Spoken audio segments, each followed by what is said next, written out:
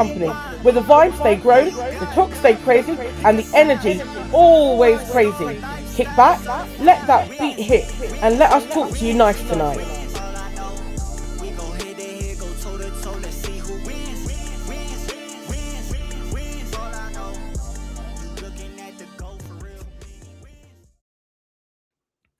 Oh, he's back again with another exclusive live with DJ Steady and Company. Because we always love somebody to keep us some company and rock with you, your DJ. I am DJ Steady Ready. And tonight I'm joined by the host of wait, hold on, wait. What were we talking about again? Okay, I'm joined by these lovely queens, V and B. They came to hang out with who? DJ Steady. And that's what we're gonna do tonight. So welcome, future greatness podcast Hall of Famers. Welcome Hello. to my invite. Hello. Hello, Clarice. How you doing tonight? I am lovely. I am energized. I've been on this workhorse mode, and I was like, the grind can't stop now. It's too high. The momentum is there. It's like, what are you doing? He was like, nothing. It's like, hey, want to just do a podcast, just randomly, not for nothing? He was like, hell yeah. It's like, let's do it. That's right. Thank you for the invite. Yes, thank you. Y'all are very welcome. I'm definitely a fan of your content, of your work.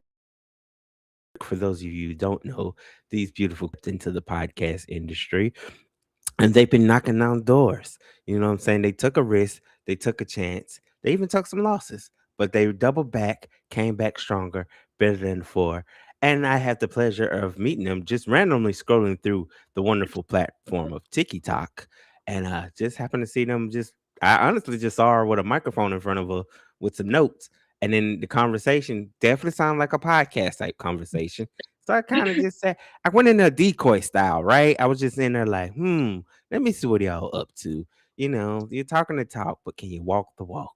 And lo and behold, they invited me in. And now I went from just being a secret agent to now I'm a full-fledged mentor. And here we are today. That's right.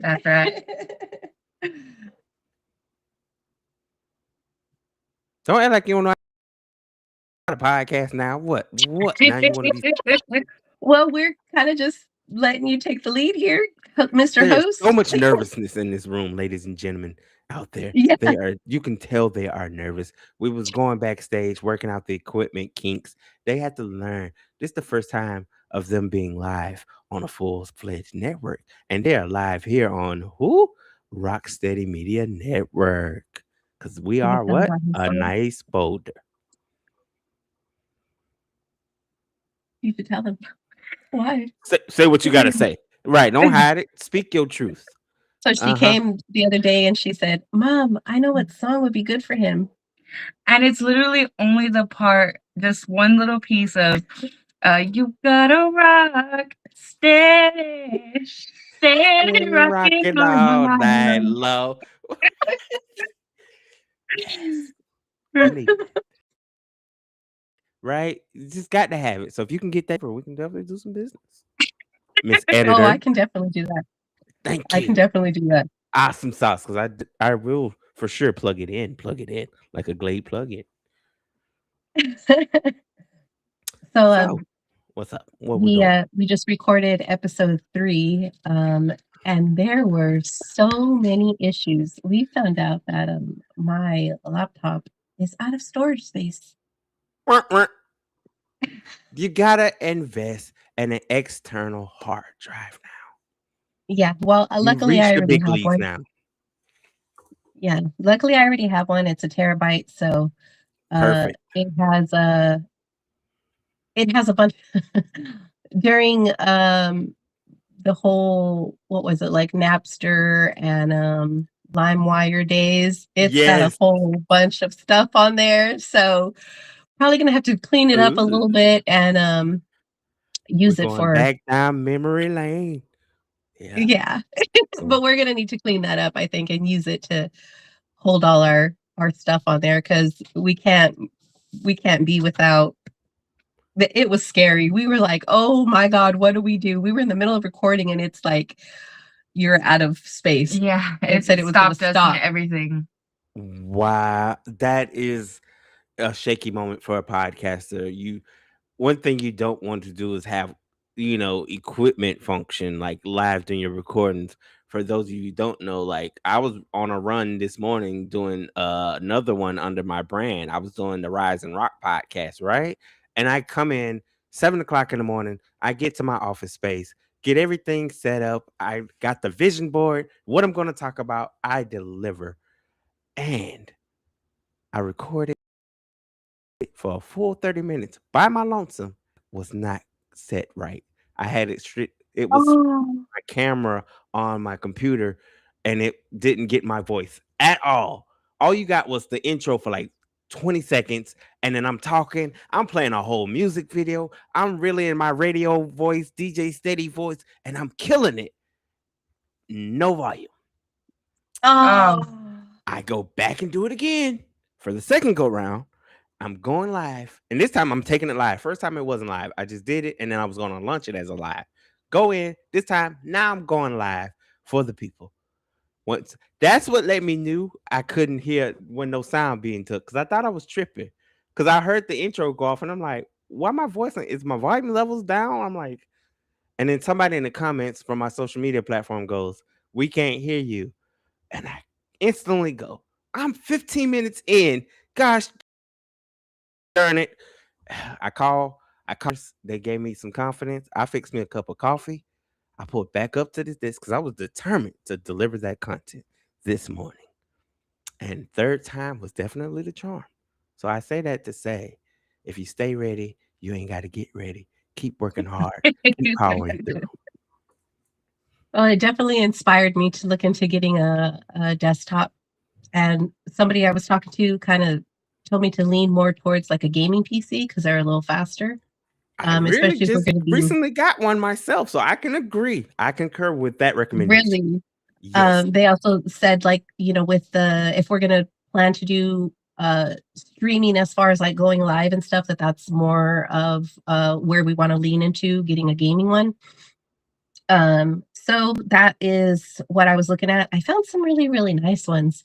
They're a little bit higher in price, but I feel like as long as we can get something that's, affordable that will do the job now, then later on down the road, we could probably get something a little nicer. But for now, we definitely need something that's just going to hold us off until we're able to buy those bigger, more fancier, shiny looking ones.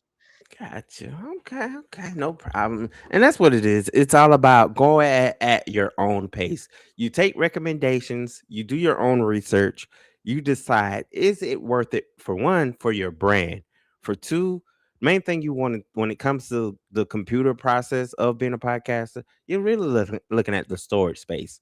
Like Right.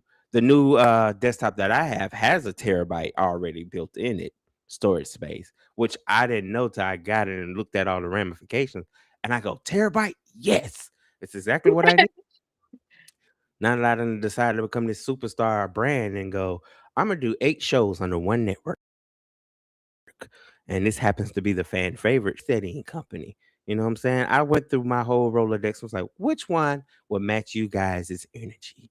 And I felt like, huh, keeping me company. So here we are on live. Again, thank you for thinking of us. Great company. You dig, you dig. So, Miss B, question for you. What's it like not only being a host, but also being in the editing seat? Me? Both of you, if you both want to answer. I don't want to single out one then, since y'all want to double, because I see y'all both work hand in hand. She over there looking nervous. Don't be scared. You asked me all them questions when I was on your podcast. Now you get here and I don't know. What should I say? Do I just be background noise?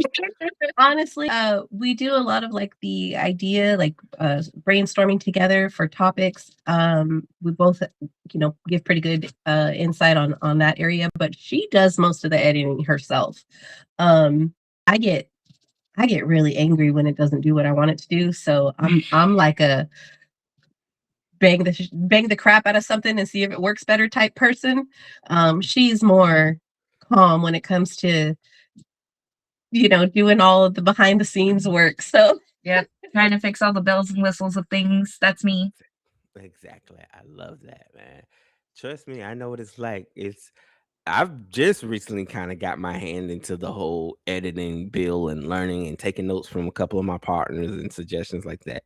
And I'm just like, I'm actually loving it. Cause the thing about me, I'm just a procrastinator with the craft. Like I be knowing I can do it and I trust my gifts that I can do it. But then I get to the office and be like, I don't want to do it. Yeah, we got a lot of stuff to learn when it comes to using what we're recording on right now is Audacity, and there's a lot of stuff on there that we need to kind of play with and see what we can do with it. We just downloaded some plugins, but honestly, I feel like the plugins suck. The plugins made our sound bad.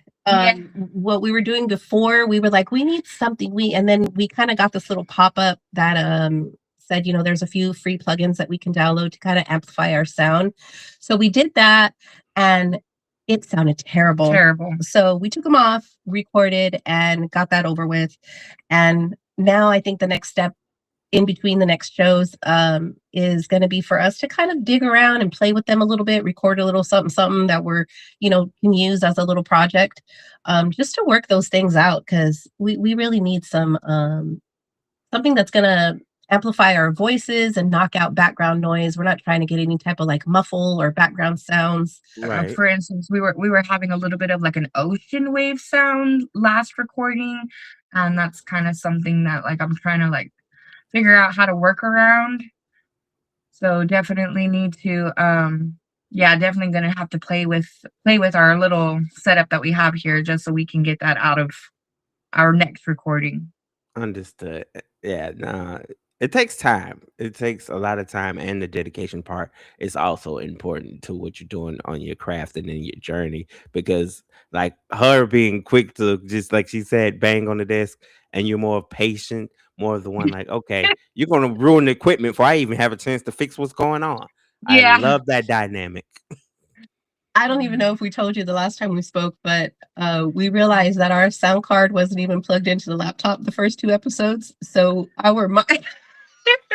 Welcome to the game. I'm not by myself anymore. So we were wondering why it sounds so low. It was our mic from the laptop mic picking up our voices rather than this. So you could hear us loud in our headsets, and we're like, what is happening? Why is there no volume? Like, it's so low. And so, yeah, but live and learning as we go. So what can we do there? It's definitely a learning curve. It's so much fun. So I'm not ready to hang it up quite yet, of course, Right. So, and this last episode was hilarious. It was so much fun. And it kind of like, okay, now that we're kind of, had a little bit of a laugh, let's kind of dive into something serious. So our next episode is going to be a little spooky-y in a way, I guess. So I'm kind of ready for that. Feeling spooky. Are we talking El Chupacabra spooky? No, we're talking like phobias. Fears, phobias type thing. Interesting. Fears and phobias. Mm-hmm. So the last one that we did, what we just recorded, we stumbled upon a nice little subreddit called, I don't know, am I allowed to cuss? Girl, yes. Speak, be you. Walk in your truth. I don't want to get you in trouble. We found a little subreddit called Am I the Asshole? So down the Reddit, yes. So we both picked a couple, and then we debated over who is the actual asshole. They were pretty fun. So that probably is going to be something that we turn into like a segment, maybe something that we do every couple of weeks or so. We're not sure how we're going to plug that in there, but that is something we want to do again. It was so funny. It was so much fun, and we didn't even tell each other like which ones we picked. They were both a surprise for the both of us. So we didn't talk about our choices or anything. It was totally flat out like mine. I picked mine, she picked hers, and then we discussed it right then and there on the mic. So that was so much fun. Yeah, it was cool. It was a nice little it was a nice vibe we had going. Man, I remember me and my partner, shout out to my boy Kyle E. Like, that's what we was doing when I was under a different brand at the time. He would be like, bro, I found this Reddit thing and you just gotta look into it. And I'm like, the stuff that they was putting out there was unbelievable. and you'd be like, it was kind of their way of confessing their deadliest sins and be like, Yeah. am I the asshole for like doing some basic stuff? It'd be like the basic of basics. Like, am I the asshole for telling my mom that I don't want to stay with her anymore because I'm this and that? And you'd be like, y'all really had to come to the internet for advice for this? But to each his Yeah, own. yes. Some people, yeah. Some people just be putting things out there that are like common sense, but I don't know, they're entertaining. Absolutely. We live for the entertainment. Yeah. So that was fun. It was fun. So we're kind of like, okay, we did, the first two were kind of just getting our foot in the door. So we did the holidays, Christmas and New Year's. And so now this next one was something a little fun just to kind of get us Work out our out. nerves. Yeah, work Yeah. out our nerves and get us out of just working on holidays. So the next one now, the fourth one will be like fears and phobias. And I know I have quite a bit. So it's hopefully entertaining. Hopefully. Absolutely. Well, while we're on the subject matter, what are some of y'all fears and phobias in podcast Oh realm God. related to podcasts? What are y'all fears and phobias that you I feel? have claustrophobia. But he So said related to podcasting. related to podcasting? Oh, Wow, but I mean, we know not to lock you in a box while recording. yeah. No closet space recording for you. Got it. Okay. Related to podcasting. Oh, um, I'm not really much of anything. I'd say Ooh. I used to have a very, very hard time with the whole you could see me aspect of it all. And that was way before podcasting. I would, like hate like presentation time in school and stuff like that. But now I honestly don't care. Love it for you. Once my nerves kind of go away a little bit, I could talk and I love to talk. Gotcha. And that's I what think matters. mine was just the fear of like nobody being like a part of our show, like not being there and having no audience. I think that's my fear. So before, when I would go live like on TikTok or Facebook, I would freeze. I would have all these ideas and things I wanted to do and say. And then once that countdown goes and we're live, we're up in action, and that's it. My thoughts disappear. I'm tongue tied. I don't know what to do. Yes. I don't know how to act. And I think that's my fear The for people whole to night. people to log on and start watching, and on their side they're like, she's not doing anything, and Right. then they hop off. then they hop off. That's my fear. But I don't know, ever since it all started with me joining that TikTok karaoke that I do, it kind of brought me out of my shell a little bit, and Right. then we got the mic, and I think once we did our first show, it became kind of like oh yeah, we can definitely do this. This is fun.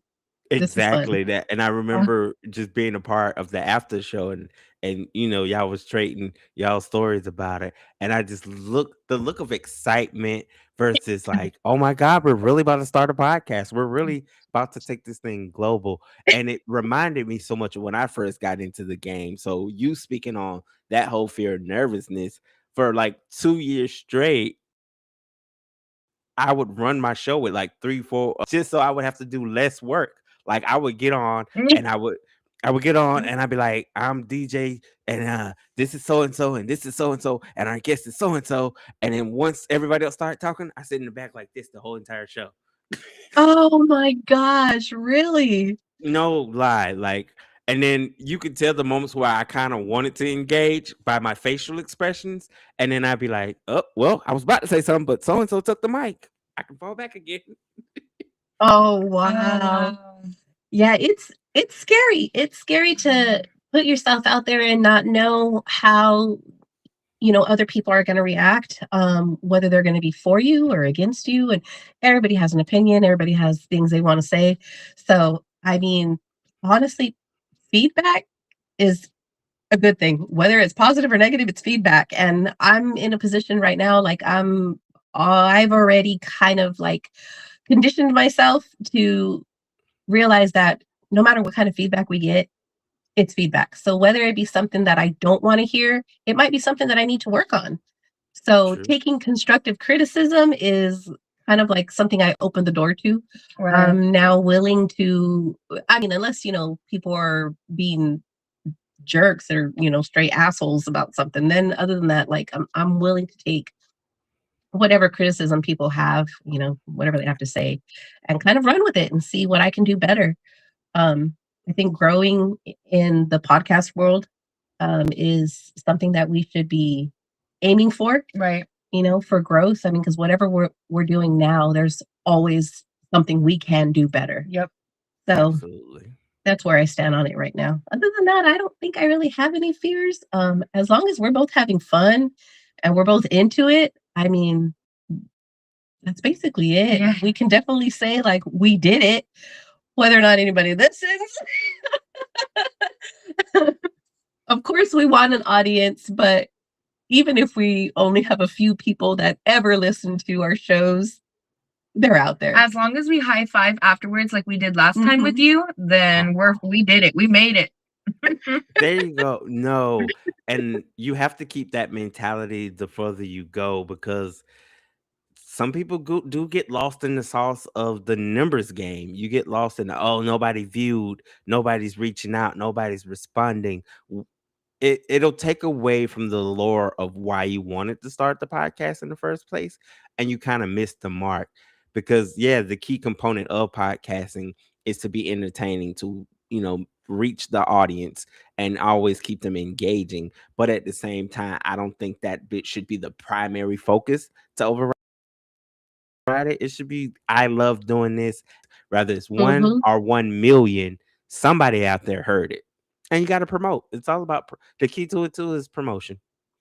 Right. Yeah, that's kind of where I stand right now. I'm in the boat of, hey, we did it. We put it out there, and even if one person listens, then we reached one person. Like, I'm all for it. And eventually they'll come. They'll come. Whether it be tomorrow, 6 months from now, a year from now, they're out there. They're out there. The episodes are out there. They're waiting for people to just listen to the stream. I actually listened to them the other day while I was at work, and I was like, okay, they're low. The volume is low, but you can hear the energy. Like, you can hear it. And it's worth a listen, I think. I don't know. I think we did a good job, even though we were nervous. Yeah, I feel like the first 2 episodes were definitely a stepping stone. So you'd kind of have to kind of like when you watch a new show, you're not, I mean, some shows, yes, there is like a suck in, but right. Watch a new show, you kind of like, okay, the first episode was all right, but let me see what the next episode's about, So Exactly. you kind of have to not force, but in a way, force yourself to kind of dive in a little bit more just to make sure you like the show.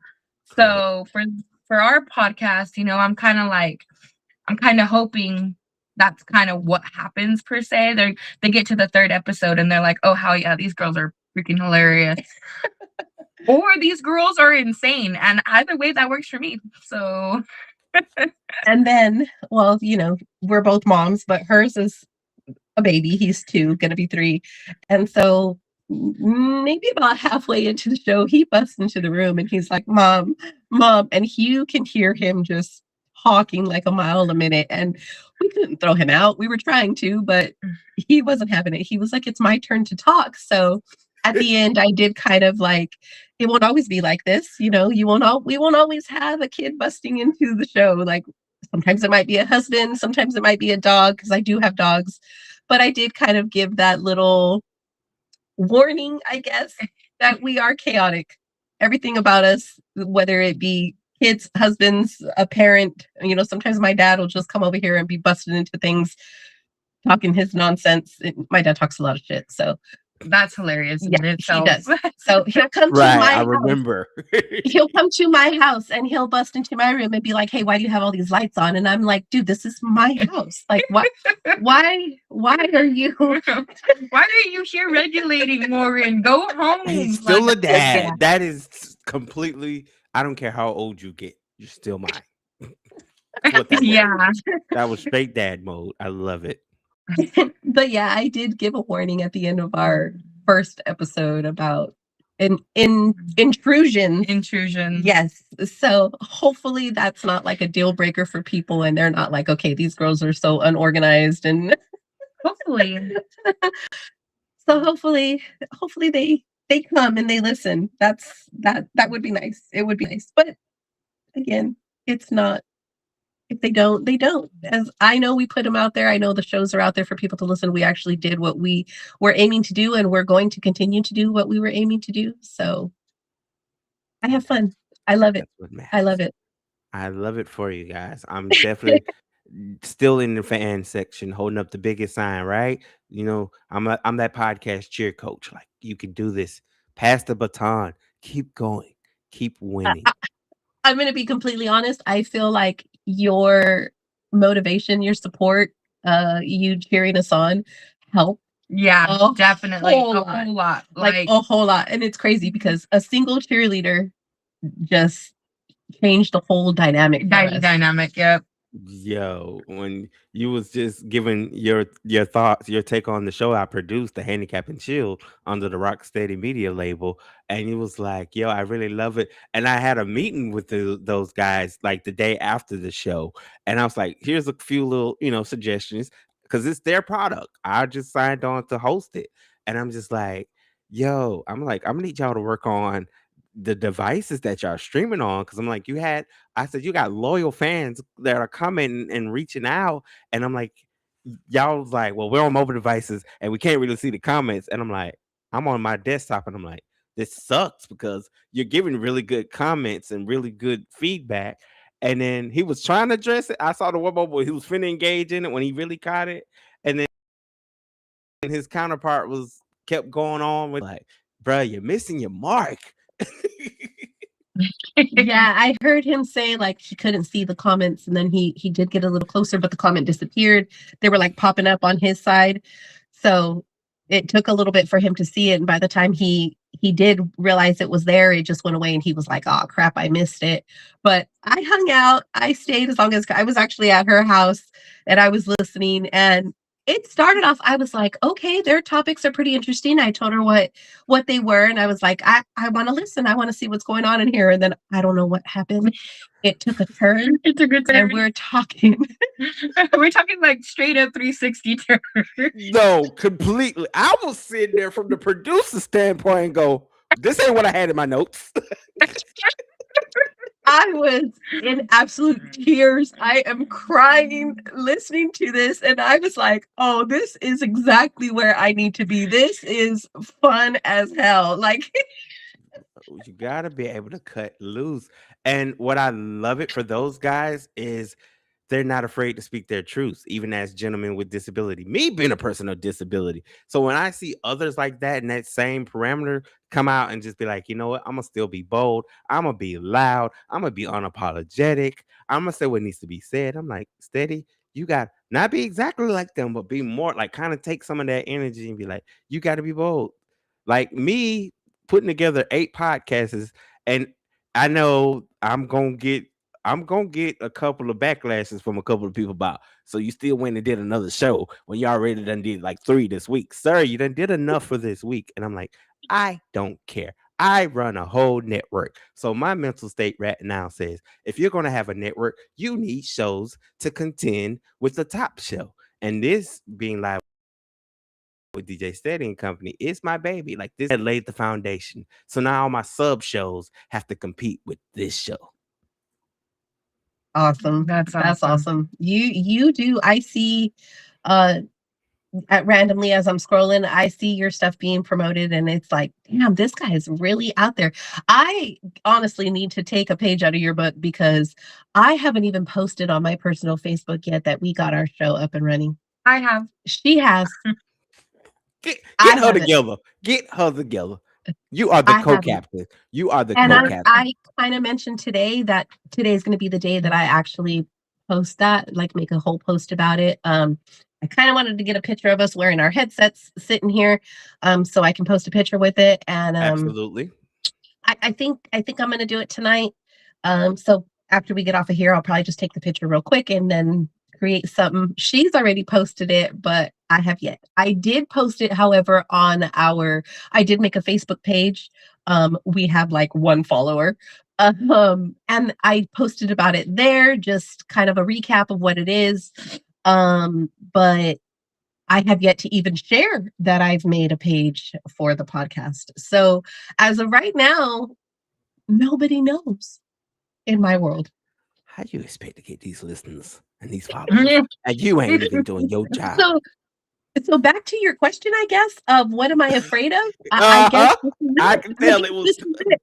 I'm afraid to tell the world now, which is ridiculous because I want us like I'm like, crap, let me go check and see if somebody listened. And I'm like, damn, just one stream so far. And I'm like, okay, wait, how the hell is anybody gonna know to listen if I And haven't nobody told knows. anybody? Don't worry And about it. my whole You family, just keep sitting my there, let whole it collect dust and cobwebs, and then now you can add arachnophobia because you don't want to put it out there. my whole family is just waiting for me to drop details. My TikTok family is like, where is it? Where can we find it? You know, and they're already anticipating the link or some type of information on how they can listen or get there. Absolutely. Yeah, and here I am gatekeeping. Shame on you. Shame. The stern So look on her face is priceless. She is like, see, I'm the one that got it all together. I'm the one well like, even if you're falling apart, your face is like, you won't see it. You won't catch me on the and live falling apart. and we're like back and forth in messages, you know, constantly about the podcast with ideas or things that we Uh-huh. can do better or things we shouldn't do. And I'm like, you know what we do need to do though? We really need to decide. Uh-oh. You don't either you don't right. Something that went out. There it is. Did you bring it back? Did you fix it? Uh-oh. We lost your audio. Hold on. Girl, you finna go on a rant and ain't nobody finna hear you. You finna be like I was this morning. I think you just got a call and oh wait. Say something? Hello. Okay, there it is. I was like, girl, you finna keep going. And I think we lost you for like a split second. Don't do that to me on the live. And these people are watching y'all I debut. I wish I wish I could hit like a do not disturb or something on my phone while we're live. Don't worry about it. You know, one of my mottos, my mantras for the show is we are the podcast show that does everything that they don't do. So if you get a phone call mid-show because you're streaming from your digital device, get it together. I need to hurry up and work on this desktop so that we can do all our streaming and recording from there instead of my phone because it's a lot. It's a lot to have to be plugging everything in, making sure I'm not getting any other notifications or phone calls or Facebook messages or Facebook calls or it's a lot. It's a lot. Come on. So, this moment, I'm going to allow you ladies to ask me some questions at Pick My Brain while we're live streaming. Oh, you see, the problem with that is you didn't give us a warning, so we have no notebook. we, That's okay, why I said random. we were still Yeah. cracking up laughing after we got off with you because the last time, because I was like the look on his face when he said, "Oh," and then they were doing it with no notes. We're like, Oh, come on. that was too funny. That was funny. Okay, let's see some questions. I don't have any questions prepared, but how do you find time though to juggle all the shows that you do?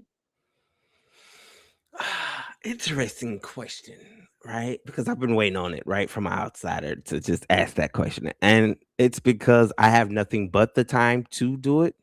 Like I have a free realm of, for me, like I've like to say, this is considered my 9 to 5. This is my punch in, punch out. So, and then I'm thinking, you know, if you think how streaming is took over now, like Hulu and all these things, when you want to catch your favorite show, they dump what 12, 20 episodes per season at you at one time. So why I can't do that? Why can't I create a network for podcast and have my own pipeline of just music? You can check out Steady Approved. You want to talk sports? There's Goat Talk. You want to just talk about family vibes and just chill out? There's Live with DJ Steady and Company. You want to talk unfiltered? You don't care, grown folks talk? I got blunt conversations coming. You want to talk about relationships and stuff like that? I got still desirable. You want to talk healthcare? I got a podcast coming for that. I am trying to be not really supreme. I don't want to be overly cocky. I don't want to overgloat, but I want to be that one that says that young man created something that withstand the test of time in this podcast realm. Because now we're in an age where TV talk shows are no longer the it thing. There is no more Jerry Springers no more. There's no more Sally Jesse Raphael. There's no more Yeah. Ricky Lakes. There's no more Montel. So where do people go? I mean, there's people now that still have it, but it doesn't have that appeal I feel that it had as like back in the day. It was religiously Yeah. watched, as opposed Yeah, to now 'cause you like you can tell they just do it for a check now. those shows had us in a chokehold, but Yeah. especially Springer. Ooh.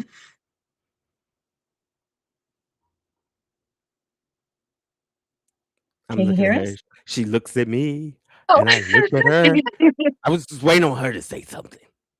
I don't know those shows. I mean, besides Jerry Springer.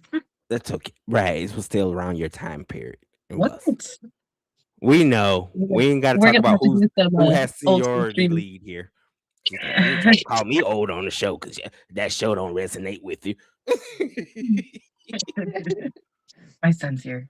I hear Lock him. my door. I hear I'm him. gonna have to lock the We door. might have an intruder. Well, bring him in. He Oh might have gosh, something he want to say. Look he's at her. two. She's He like, has a you don't lot want to me to say. do it. You don't want to do it. And look, the look of your now that yo, I'm gonna screenshot every look on your face for this entire episode and make you relive it. Like, remember when you came on my show? You had this stonewall face. Come on, how you gonna get the jitters out? How are you gonna get the jitters out? I'm here to make sure. That's why I did it. I randomly snatched you guys up because I know you were gonna be afraid. I know you was gonna be nervous, and I know you was gonna be caught off guard. That was the first thing I told him earlier. I was like, Oh my You know we God. can see you, right?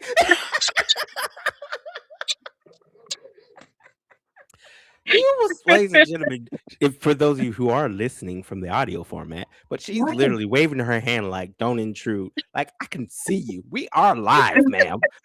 she tried. She did. She Did tried. you see her? I'm like, She did like this. Like, I can't see you doing the shoe fly. Don't bother me. And now he's in. Now Go you get want to one. do. Okay, go There's get one. cookies on the table. Okay. Can I use your car? Yeah. He needs my car. Is my purse right there? Nope. Ladies and Oh, gentlemen, great. while they get that sorted out and situated, we're going to take a quick commercial break. Thought you went a long time ago.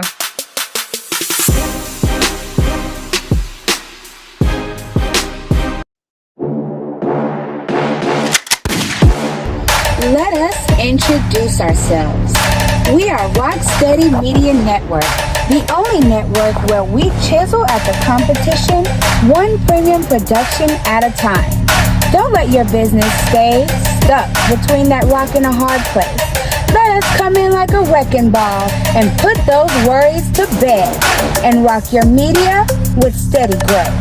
Rocksteady Media Network, we are a nice folder.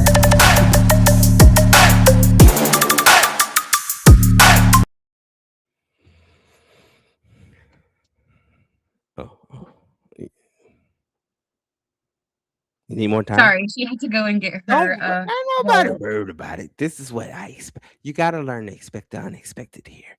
So, what's on your mind? Speak to me. Oh, I start school on Monday, and I am not ready. And why are you not ready? Why? What's your anxiety level? Very, very high. Okay. What's up? You just nervous because, social anxiety type vibes? Is it more of a cringe? Because you was talking so good about all the stuff you're working on finishing. Like, you're so close to the finish line. How can we I help think us that's why, because I'm so close to the finish line. I have 5 classes and I'm done. I graduate. And I'm kind of like I'm not really ready to graduate yet. I mean, even though my transcript says that I am, I'm not ready to like dive into the whole graduation of it all. Um, I feel like because I'm graduating, I feel like I kind of have to do better, I guess you could say. I, She, she's really hard on herself. I So can tell. when it comes to her grades, she's like, I have to have the best of the best or else I failed. And we've been telling her for the last 2 years that she's doing amazing. Like there is no higher that she can get compared to where she's at right now. Like she's at the top of the list and like there's no more list for her to climb up. Like I don't know. I'm not, we're having a hard time understanding like why she feels like she's not doing well when there's proof that she is. So yeah, I don't know. I feel like maybe because I slacked off a lot before, like in high school, that I kind of like, I feel like I kind of have to do well now because it matters more. Okay. I feel like because I didn't have that determination in high school, that it's kind of like a little overpowering now. I don't know. I feel like B's are bad, even though they're not, which I know that they're not, but since I started school, I've gotten straight A's for the last like, Okay. this is my last semester, and my summer I got B's, which it was fine. It didn't really bother me, but my last semester I ended on with one B in my class, and it was kind of like it was a little disappointing. I'm not gonna lie, only because it messed up my whole A aspect of it all. But it was a hard class, and it also like my counselor ended up telling me like, girl, you need to chill, pretty much, considering that I was at a top percentage in my class. Right. So it was like majority of that class was hanging on by a thread and maintaining C's, and I was like the 5% that had a B to an A in that class. I had a high B. I had an 89, which it is a little sad, but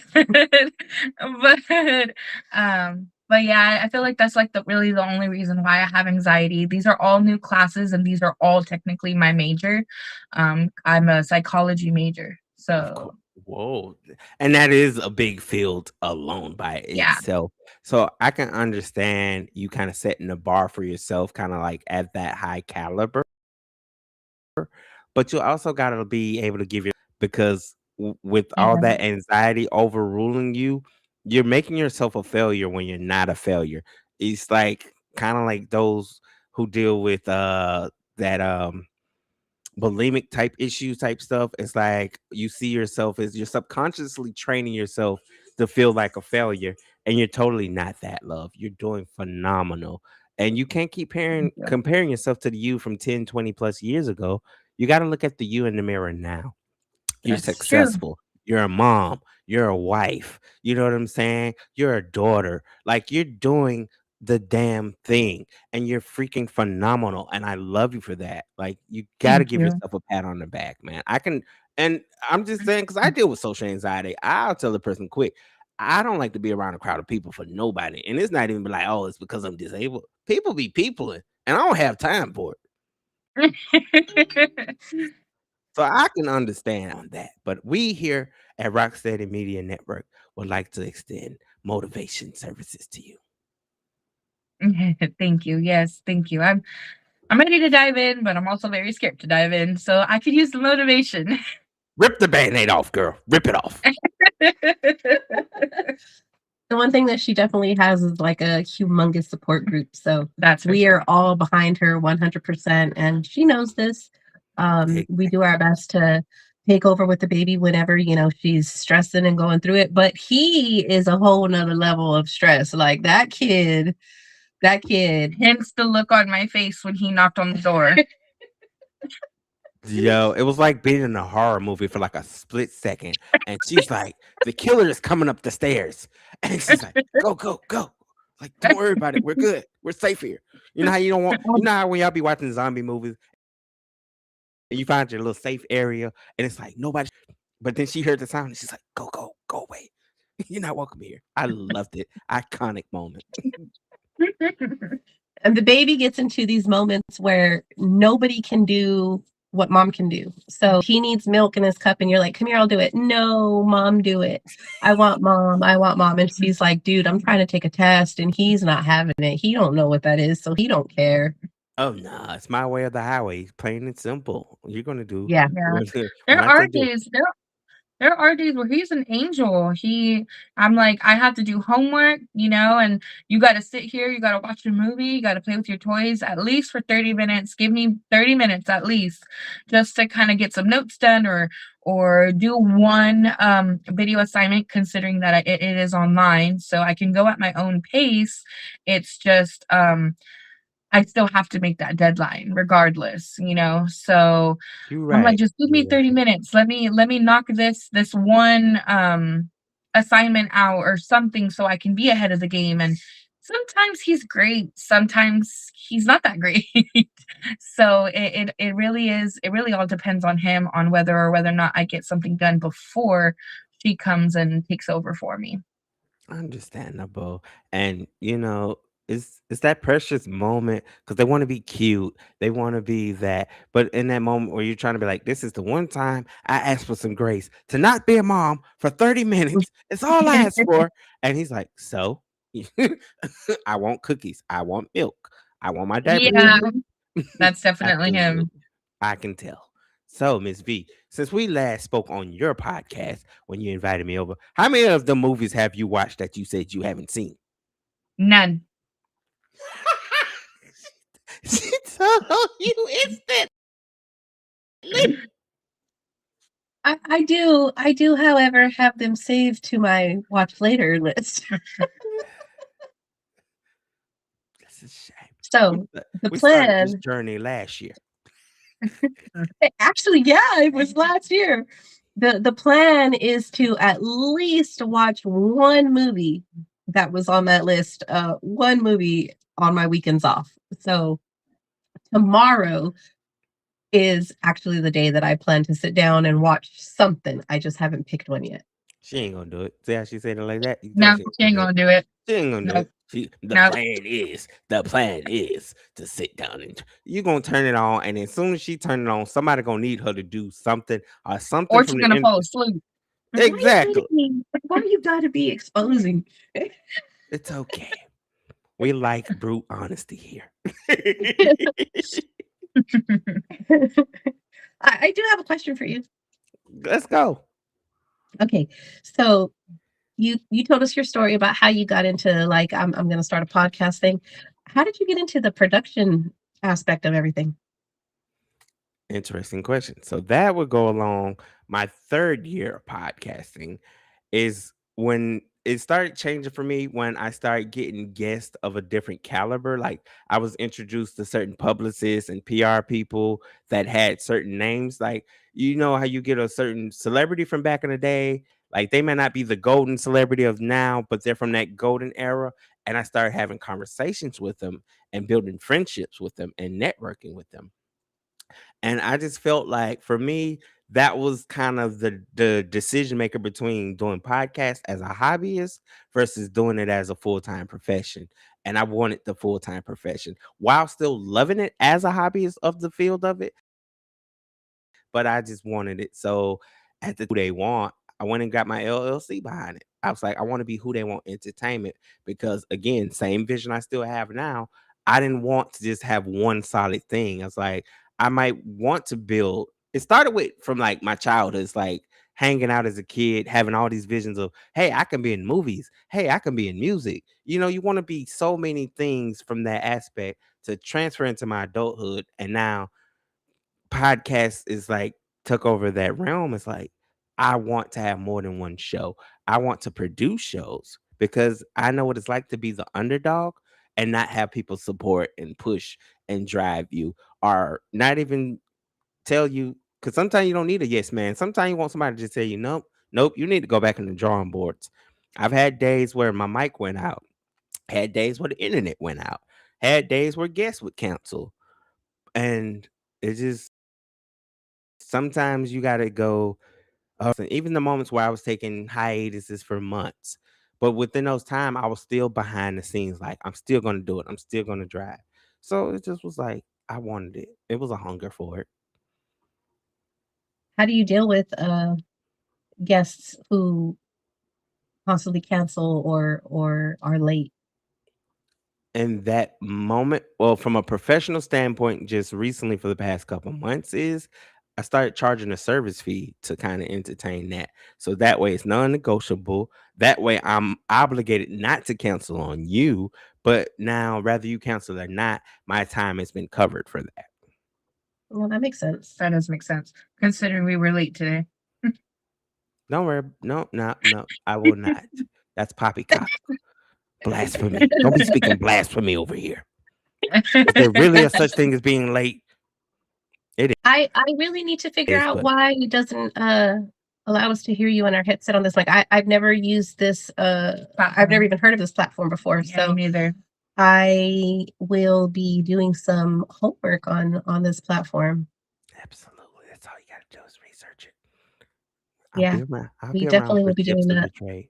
I'll be around. And then What? through this platform, it allows you to stream everywhere, Yep, we're on live and Facebook. audio. We're on Facebook, Twitch, and YouTube at this very moment.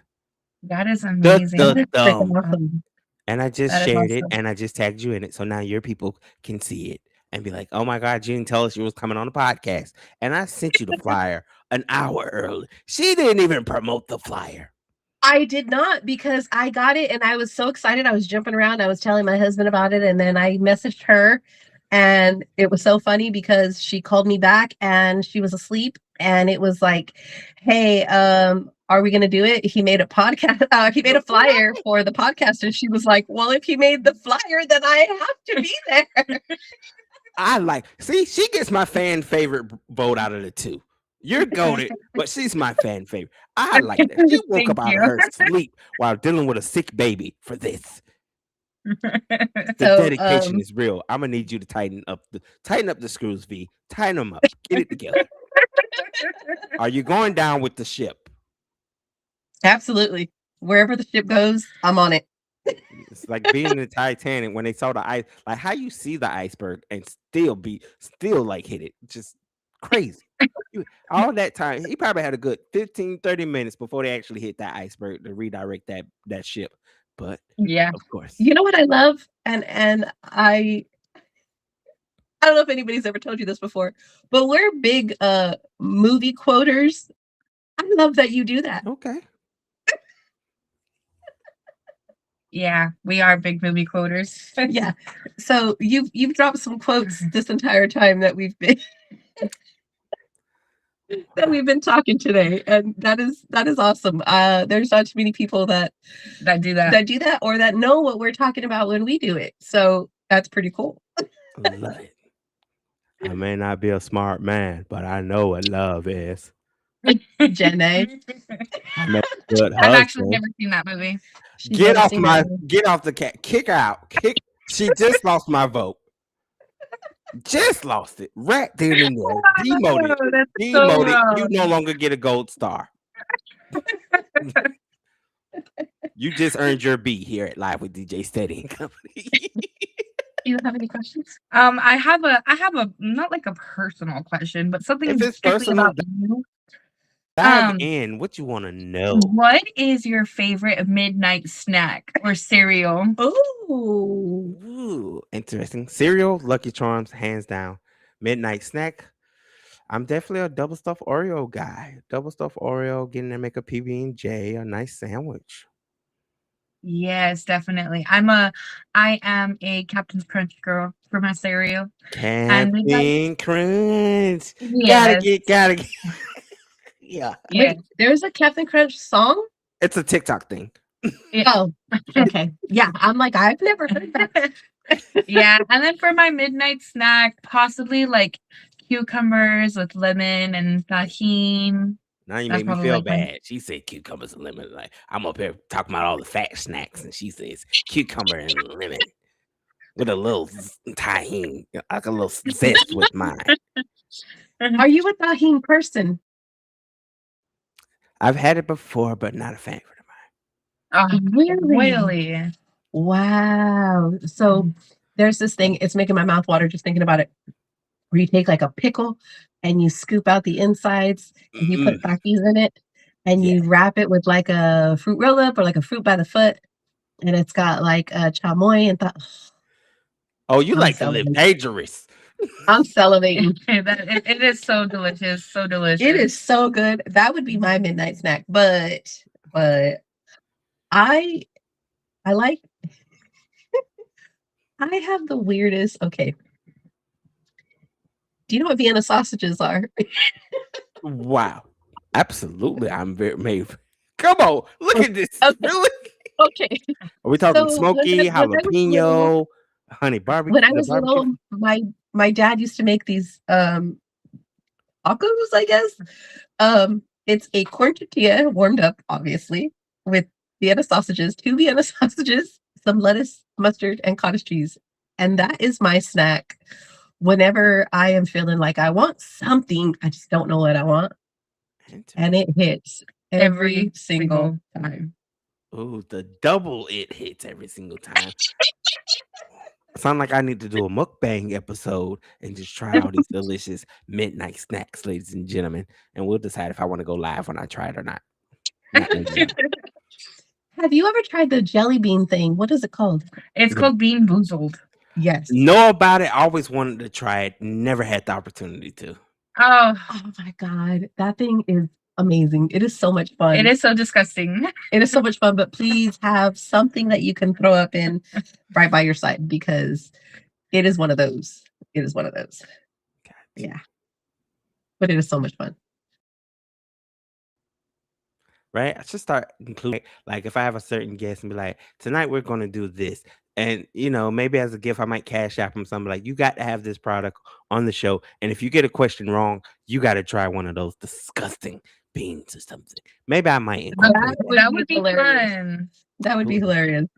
And don't nobody steal my idea. I had it here first on Live with DJ Steady and Company.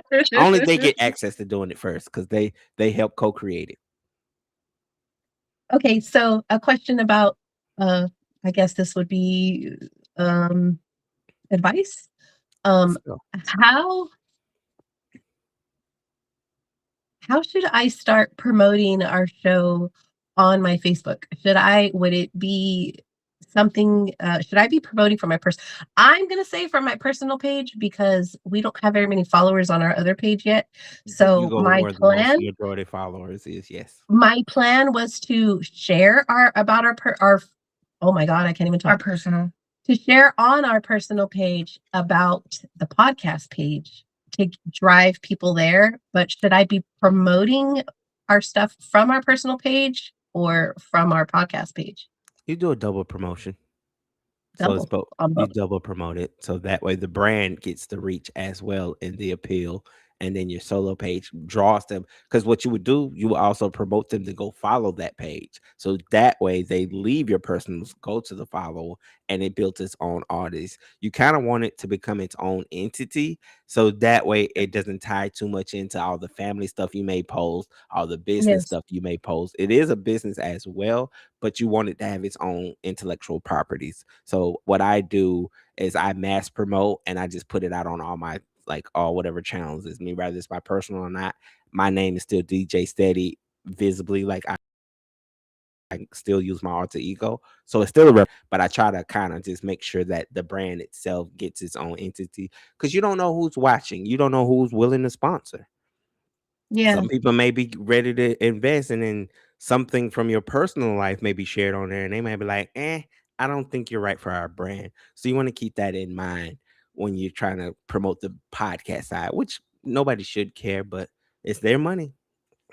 Yeah, I feel that. That's true. So when we uploaded to Spotify, I had originally did like a check for the name on there. I kind of searched up and I swear I didn't find anything. So I thought, okay, we're good to go. But now, after I had uploaded our first episode, I went back in and I did a search and like 5 other shows or 4 other shows popped up, but it looks like they're kind of inactive. Like their last, one of them, the last episode that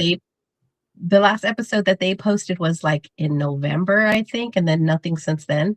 So now my question is like, do we have to find a new name?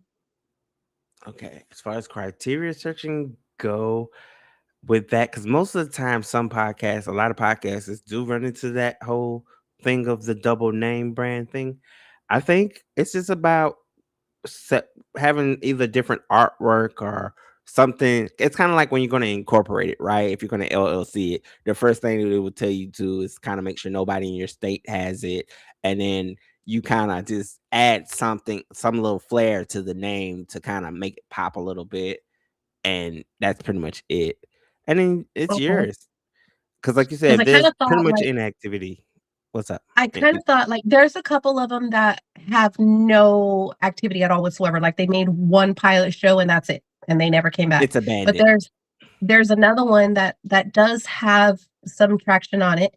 But then I was like, okay, what if we have to give ourselves a new name? And then I thought, what if we just kind of interject a word in there? So to make it a little different. So That's it. I kind of got a fix for that, and it seems pretty easy. So if we have to, I kind of figured we'll just fix it that way so that we don't have to change everything. Right. Um, and it'll work. It'll work. So I'm hoping that we don't find any troubles. And but I'm kind of thinking like, is that something that we should do now, or should we wait until something actually comes about? If something comes about. Well, here's my personal opinion on it. I think as long as they're kind of like not like, I would suggest more kind of look into the trademark data base, sort of kind of like you want to just make too much of a global appeal scale. 'Cause, like even with my name being DJ Steady, I've researched there's a DJ Steady B, there's a DJ Steady Steady. So I had to put the Steady ready because that's what people associated with my brand was the the steady rock, steady, all that. So it's just about adding something, just some little flair. Like I think that's pretty much all you got to worry about. And then believing, being confident in your brand, even at the same name. Because again, if you think McDonald's, not all McDonald's are owned by one person. They're franchised out, Yeah. so anybody can Right. own one. Popeyes, so forth and so forth. So you just franchise it, and but you make your franchise. Yours might have way more something a little extra that may separate from them. Like you said, if they're more inactive, and you might drop bi-weekly, once a week, monthly, they might just drop once a year. So you kind of gotta just pay attention to the database of how they move and just Okay. trump it.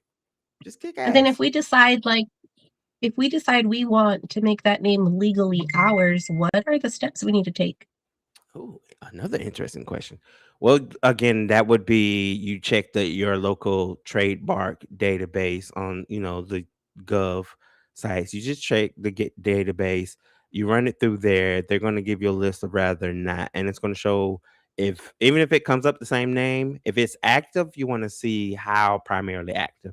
If it's inactive, then you got a clear shot to just go ahead and just run it like that. But also you just want to be able to make sure what can you add that doesn't take away of the integrity of your brand but can keep you going, you know what I'm saying, with that same name, because you got the dopest name. It's a dope name. It's like, wait, what were we talking about? And I'm pretty sure at the time of them creating something, they probably, I don't feel like they had the vision you had, which of course they did, but they just went with something basic and was like, what are we gonna call it? We don't, because that's people I feel like for them it's like they was more indecisive. That's why they abandoned it, because they were just like, what were we talking about? And it's supposed to, because a lot of people especially when they're involving co-hosts, a lot of them kind of separate fall out or abandon it when the co-host leaves, whether Right. you're Yeah. in city or virtual, like I do virtual. And when I was doing it with a host of co-hosts, one of my co-hosts was in New York, the other one was in Waterbury, Connecticut. You know what I'm saying? I had some from Louisiana, some from Texas. So I've been all over. So it's just a matter of believing in your brand and knowing how to work those channels. All right. Well, that's definitely something for us to look into. I don't know if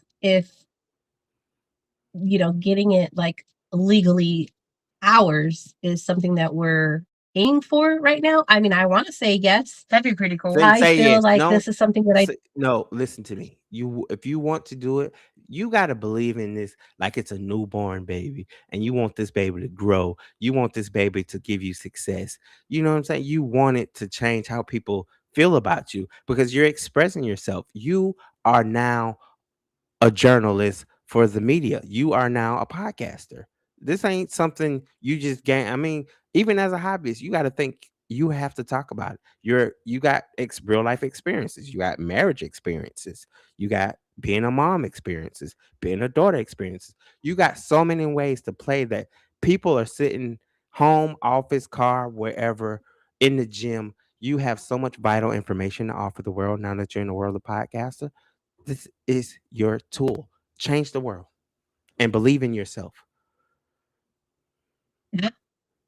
Used to be a motivational speaker. Pull the you thing on me, and I'm gonna want to go hide in the back. I hate when people tell. I don't hate when people tell. People has told me that since a kid. That's why I think it. You know how something just be like it's naturally your calling, and I be trying to swerve, and I'd be like, you'd be like, why everybody? But some kind of way you get drawn back. Like even when I take my hiatuses, and I'm like, I'm done with podcasts. I don't have equipment. I don't do this, and then my people reach out and say, "Oh, you don't have a computer? I'll just get you a desktop." Okay, I'm back. But you're so good. Like it just comes out naturally. That's how it seems on our end. Like it just comes out naturally. Like you're so good.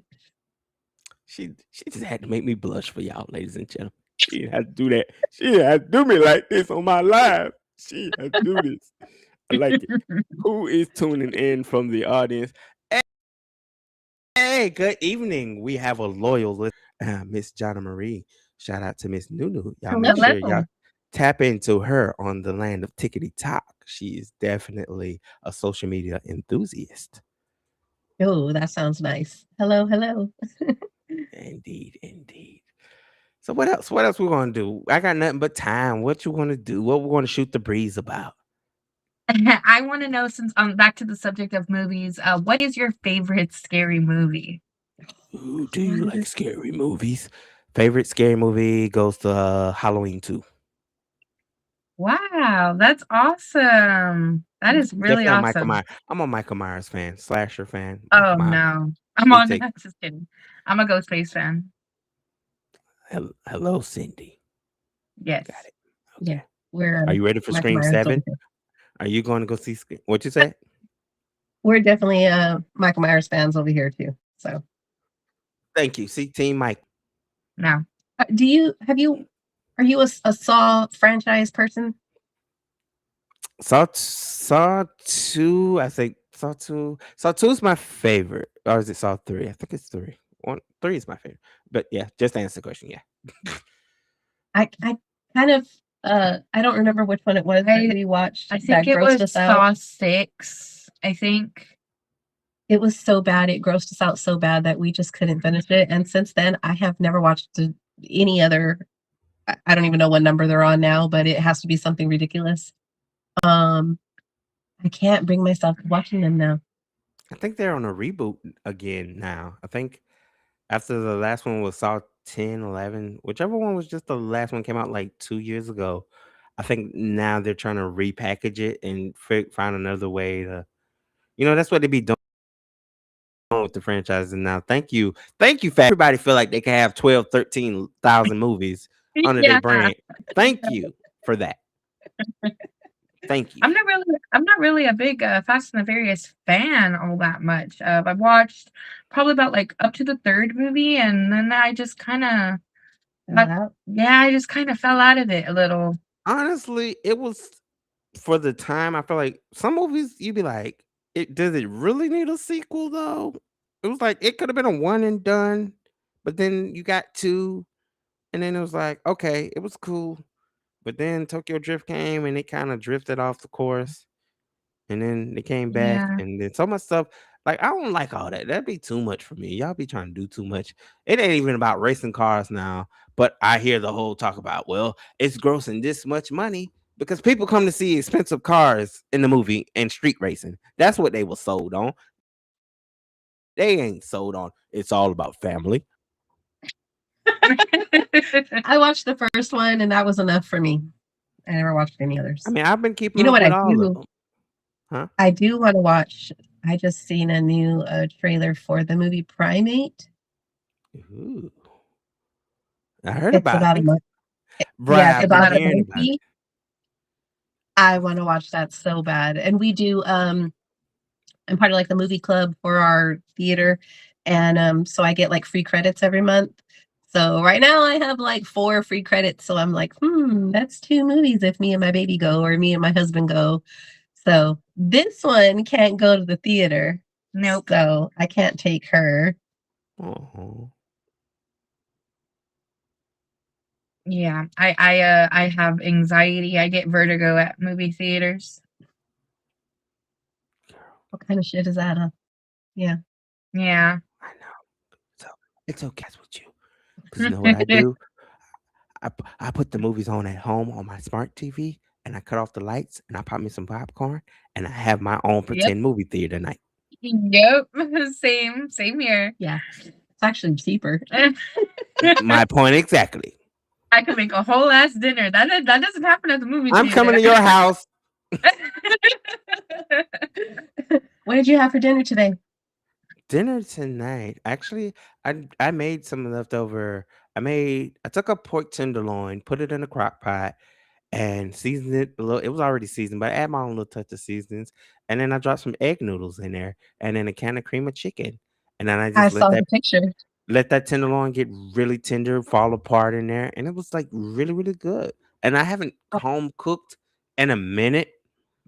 So since I've been on this tangent rant of podcast, and buying this equipment and doing all this, I was like, now I need to stop buying takeout food because no, I'm not. I love being a podcaster, but DoorDash gets expensive, and Oh I rather yeah. invest. I rather instead of invest money in grabbing something quick when I can cook, and that way I can still continue to invest in Rocksteady Media Network.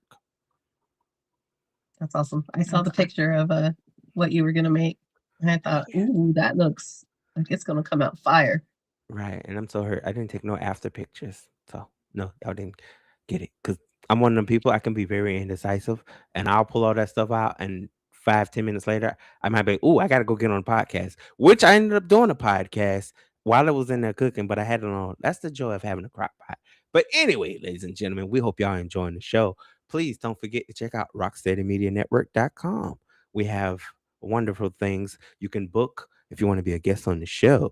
You can subscribe to many of our plethoras of, and we have a lot of affiliate brands under there. So feel free to check out rocksteadymedianetwork.com.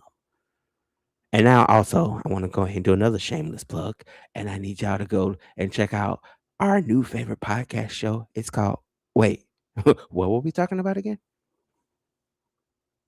No, that wasn't it. Thank I you. missed my mark. Thank you. Oh, I was like, Okay. I was trying to do it. She said it's good. I don't feel the love. What? Oh yeah. Now ladies and gentlemen, they got stage fright. They didn't expect to get free promo. No, we didn't. And it's just drop the again, and it's wait, what were we talking about? There's no again. My bad. My bad. See, I was giving you suggestions for when you want to trademark it. It's what I was doing. Again, We could use that actually. my point exactly. Do you happen to have any tattoos? Ooh. She said have tattoos. Like I ain't What? tatted up. Like I'm not tatted up. Okay. That I'm not about the tattooed life. Yes, I am tatted Okay. up. Yes. Heck yeah. That's awesome. How old were you when you got your first tattoo? Ooh, I had to be right at the cusp of 18, early 18. And people were shocked because they was like, "Do your mom know you got a tattoo?" And I go, "No, she paid for it." Oh, nice. She was like, when she was in school at the time, she had got financial aid, and she would ask me, my older brother, and my sister what they all wanted, and of course they wanted their things. And it's like, "Stead, what do you want?" And I go, "I want a tattoo." And I had no at the time. My original idea was to get a lion because it's my favorite animal, and Lion King being my favorite Disney movie. So I was like, dope lion. When I got there, the artist was like, it's gonna take more ink because the line's so detailed and la la la, and you're gonna do that. So he tossed me, of course, they toss you the famous tattoo book, and it's like, pick something out of there. So I went with the laugh now, cry later piece. That was my first first piece by itself. Yeah. That's awesome. Were you expecting the pain, or did you think like, I can handle this? How did you handle it? I was kind of nervous, really was nervous. My cousin took me, one of my close cousins took me, and I know he's like the clown cousin. He's like the one that he's like, look, I'm going because he was like, if you shed a tear or do anything, I'm recording it. And I was like, he's gonna make me live that with that forever. So I go in there and soldier face it, right? The only thing that got me is the whole like the buzz didn't bother me. I think when he got a phone call, like when the artist got a phone call and then they stop for a minute and then they go back in and they start going back in with the work. That's what I think get me. I don't like that start and stop thing because I already done subconsciously took it out of my Mhm. mind to make it Right. register. So once you start and stop, I'm like, oh shit, I'm getting a tattoo. Yeah. Then that appeal of now it becomes addictive, right? And you go, Yep. now I want more. Yep, that's the plan. That's the plan. Are all of yours done at a studio? No. Well, I'll accept that my microphone like piece, like all that. The artist was from a studio, but then he became a freelancer, and I got it for a sweet deal. He was like, "I'm in need of a cell phone," and at the time, I just happened to have a blank extra cell phone, and I kind of missed that phone. It was one of those Galaxy, the big mega Galaxy phone. Like I hated our part ways with it, but he was like, "I'll do some free tattoo work if you got a phone. Here you go. Don't even worry about it." Because at the time I ain't paid the bill, it was ready to go. Take it, it's yours. And I got a whole sleeve, half a sleeve done. Best decision I ever made. Yeah. Yeah. Those are always That's awesome. those are always the best, I guess, deals And where somebody's like, I need this, and I'll shout hook out you to up. Vivian. Vivian Green. If you don't know G17 MVG, we have the UK in the building. Check us out. She's saying, "Oh Lord, that is a lot of tattoos." It is, my dear. It's a lot of tattoos. But don't worry about it. They become Somebody gonna addicting. look. Yeah, very They addicting. do. And I want more now. Now that you done bought it up, now I want to save up and get me some more. Yeah, that's the goal for Yeah, 2026 is to definitely. finish my neck. So Ooh. Are I'm you ready for nervous, but I'm ready. and I'm trembling. Oh, wait in the karaoke moment. And out of all the songs, that's the first thing that registered. Speaking of songs, do you got a favorite one? Oh boy, we're going there again. What genre? It's your choice. It's your choice. Well, favorites. Okay, R&B. I'm going with My All by Mariah Carey. Hip hop. I'm going Hustler Music by Lil Wayne. Classic rock. I'm going Eye of the Tiger. Uh, Jazz. I'm going What a Wonderful World by Louis Armstrong. Wow. Okay, you had that list ready. Right. You knew Blues. what I was going I'm to ask going you, huh? Blues. I'm going Last $2 by Johnny Taylor. Wow. Okay. Gospel. Okay. Gospel. I'm gonna go Cry Your All This Morning. Yeah. Nice. Nice list. Did you happen to catch the Mariah Carey New Year's show? I wasn't partaking in that. I'm not finna fall in that fooler. Talking about her now, it's just you can't even like her and Beyonce are queens of this industry that you can't even make a joke about them. Like, you know how you can make a funny joke. Like they team will crush you now. So no, I didn't catch it. Because my girl done got up in age now and her vocals ain't where they once are. So I didn't wanna sit there and get that bad rapport on her. I didn't. Yeah, I actually watched it, and oh man, she did great. To me, in my opinion, She I did a feel good like job. she did such a wonderful job. Because you're right, she got up there in age. Her vocals aren't as they were before, and she still killed it for New Year's. I'm not even gonna lie. She did a good She job. should. As she should. She should give her a Yeah. hug. And then Are they'll you a try. Taylor? She won the lawsuit too. I remember she was dealing with the Christmas, some sort of lawsuit about the song. Somebody was trying to say she copyrighted it from them about her Christmas song, and she won that. So salute to you, MC. Wow, I'd never heard about that. Yeah. Are you a Taylor Swift fan? No. No. I'm not. Sorry. Nope. In that moment, Beyonce still had the best album of all times. So no. She is not country.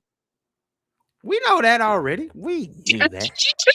They marketed her to try to be that. She is not. Yeah, she is not. But We knew who that when Shake It Off came out. yeah, that is so funny. I swear the music industry has changed so much from my music, my time. It's changed so much. It is hilarious now. Because we're now in the age of streaming and digital and who's ever hot on TikTok and all these social media realms. And we just want what's hot right now. We don't want somebody to mold and work with and put in hard work and dedication, which is why all these other mainstream artists are on these never-ending tours to keep real music alive again. Yeah, that's what we were talking about the Yep. other day on the way out of town. Me and my little one had a conversation about how a lot of these artists now, a lot of these people that are their music is being played right now, they're found like on TikTok. You know, they make a song and Right. uh-oh. What? Oh, I thought we lost you. Nope. We were talking about how, you know, they're found like they make a song and all of a sudden, you know, they're blown up and their name is everywhere and then now they got a record deal. It's like we never really hear from them for a little bit and then all of a sudden they're gone. Like in and out. They burn out really quick. Burn. Yeah. And that's the thing of this new era is you only got a hot second to be hot. And if your song takes off right then and there, you got to have something. You got to have at least 10, 20 songs that are unbreakable to keep going. Because all it has to do is one Afrobeat song comes out, you're done. You know, a good song from already these artists that are already, I wouldn't say past their prime, but have their seniority in the game, you're done. Yeah. No, I feel it. So you asked me if I watched any of the movies that we talked about. Did you happen to watch Only Murders in the Building? Don't circle back around to that. I knew it was coming. I knew it was coming. I was like, she finna ask me about what about the recommendation I gave you. I knew we was gonna get back to that. So I I'll would take like that as a to. no. I plead the fifth. Ah, You're not finna have me do that Oh, here. look. You're not gonna do Over that. here looking down on me from you didn't watch it. You didn't watch it either. It's okay. It's okay. It's on my to-do list. Exactly. It's on my to-do list, which Yep. is this weekend. This weekend. Tomorrow's the day. All right, B. You done heard us say it. Tomorrow we both gotta challenge ourselves to complete our assignments. So when Yep. we meet I gotta again, pick a movie. I think I'm gonna go with The Lion King tomorrow. Mufasa. I'll let you know that she fell asleep. I'm not gonna fall asleep. I'm gonna do it. I'm gonna do it. I guess mine could be Forrest Gump, considering I've never seen it either. So that It's way I such a can good play movie. We along. could watch it together, actually. No, you've seen it. You got The Lion King. You gotta watch. Look at her. I She trying to will- get on for assignment. Hey, I'll take that one. I'll take that one. Right? I will sit there and quote that entire movie if we watch it together. Does that annoy you? What? If somebody that you watch a movie with they've already seen it, they sit there and quote the movie or do shit like, oh my God, watch this part. Oh, you got to see this. Oh, wait, just wait. Look what he does. Like, has that ever happened? Nope, because I'm one of them people that probably would do it. I do it all the time when I go to hang out with my best friend and we're about to watch something. If I done seen it like before she picks them up, 9 out of 10, I probably done seen it. So when I'm presenting it, her, I'm trying to watch it like it's my first time. Ooh, you gonna miss this part. And she's like, oh, you must have already seen it. And I'm like, nah, that ain't what it is. And it's like, and my answer is yes, but I want to see your reaction and see how you react to this moment. Have you ever had a guest on your show who was just not like they're annoying? Annoying, I must say, wasn't so much Like of little quirks that you didn't know they had, and then once they come on, they're kind of like, oh, what do we do here? What's going on?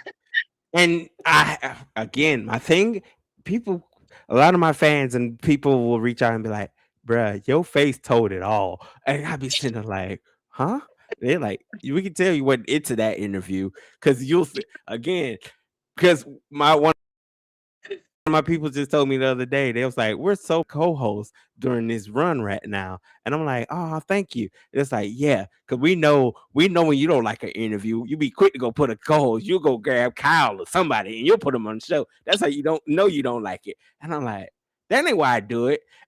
You be like, tell the truth. Like, nah, I do it because I know Kyle gonna talk more than I'm gonna talk.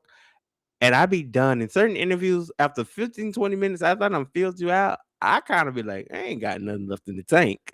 So I kind of keep a ace in the hole to keep the content going. That maybe by the end of the show, I might come out and ask some more stuff. But as far as like annoying little quirks, it's more like when you're invited, or we done discuss, or we go through a third party to connect, and most of the time I don't expect you to be perfect in an interview, but I expect you to still be able to have like normal human conversation. Like I don't Yeah, like I feel I have that. a pet peeve for like what I call pulling teeth interviews, which is I'm gonna ask you a question and then you just answer the question directly. You don't laugh, you don't giggle, there's no storytelling, there's no moments of just interaction. It's just like your body. It's like, okay, what do you want to ask me? And I ask, and you go, and you don't share nothing more. It's kind of like, oh, that was kind of a downpour because But I it's kind try of to like a be shutdown, energetic. huh? Right. It's kind It's of like like a I come in, shutdown. I'm Yeah. bringing all this energy and I done hyped you up. And then I get on the show and I'm like, what do you like about hip hop? That it's hip hop. Oh wow. Crazy work. Crazy work. Yeah, hopefully we're never in that boat where we're just kind of lifeless when it comes to Ooh, being call me on for with those days. somebody. Call me for those days. Call me for those days. So I can sit there and I can be lifeless with you. At least you have a buddy. Yep, at least we're not alone. We could all be lifeless together. It's hard. It's hard to do like an interview or to be interviewed, especially when you don't know what is going to be brought up, or if you don't have any idea of where the conversation is going to go. Or we don't have no notes. We don't have no notes. Oh, and I have prided myself on not having a script my entire 5 year span. I have been winging every last one of my interviews. What comes up comes out. That's why, once again, I would go and grab somebody because I know they're going to do all the journalistic parts that I'm not going to do. Did you research the person? Did you just have you even listened to the music? And I'm like, okay, I've listened to the music. And I'm like, that's all I need to do. I'm going to stream the song. I'm going to tell them what I think about it. And I'm going to go, yeah, dream Do you deferred. have Because like now a my favorite? team has, ooh, favorite what? I'm sorry, what?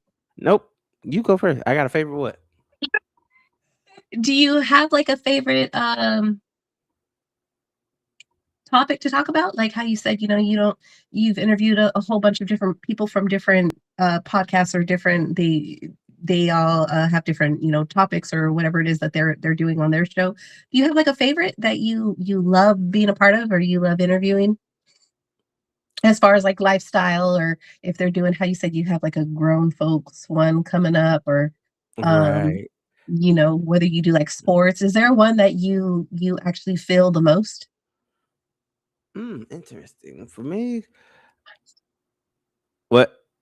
My Who stomach says is it? just making all kinds of You noises. have Oh, I mine. haven't had dinner. oh, my bad. Okay. But to answer the question is for me, I really do love my music interviews for real. like they kind of grown on me. I just because there's so more to me than just music. Like I love music, movies, like talking about movies, g- uh, Yeah. talking about Marvel superhero stuff. Like I'm such a world. I got a show coming, ladies and gentlemen. It's gonna be called The Rewind at Noon. Breaking news. I'm dropping another content show. And if you don't like it, there's a button called unsubscribe and do not follow. Don't worry about it. Cause I am Rocksteady Media Network and I do what I want to do. That's right. That's right. So I Get can't 'em. really say because now I'm creating every niche now. I can't even be like there's something I'm gonna be against now. Because I'm diving into all of them. I want to be That is Yeah, so proud. that's awesome. awesome. You definitely wear many hats, and that's pretty cool. I honestly applaud you. It's phenomenal to see that you branch out in so many different areas, and I can only hope to be that productive in Manifest. We're gonna this manifest it right here. newfound We're that manifesting it. You will be. I hope one day we get there and we're like, hey, you know what? We could do so much more. And you will. But baby steps. Baby steps are better than no steps at all at this point. So Absolutely. we are definitely happy. I know I am to be where we are right now. Right. Yeah, I am. Since you kind of brought in the whole superhero aspect of it all, I have a question. Uh-oh. Go ahead. I love her. Come on. Keep going. Let's go. Um, What you got? if you could have one superpower, what would it be? Mine would be teleportation.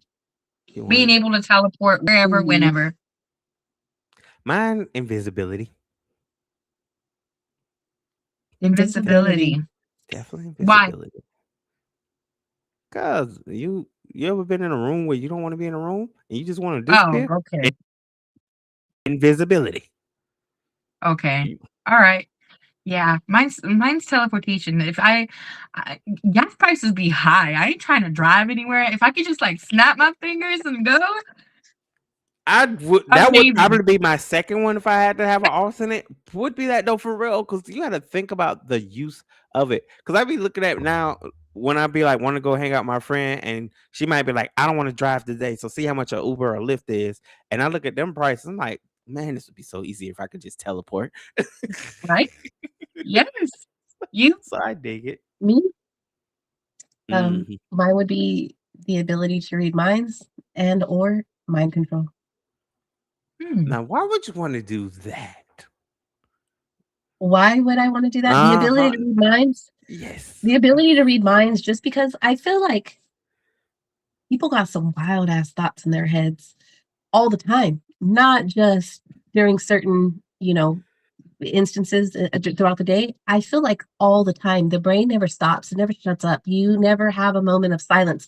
And for those that do, like that's weird to me. Like it's weird to me. I've asked people like, what's going through your head when you lay down at night? And they're like, nothing. And I'm like, how is there just a void? Like what do you mean nothing? Because I know mine never turns off. So to be able to read people's thoughts or minds or whatever, I feel like that would just be the ultimate, like, wow, I'm nosy. If that doesn't tell you, I'm I- nosy.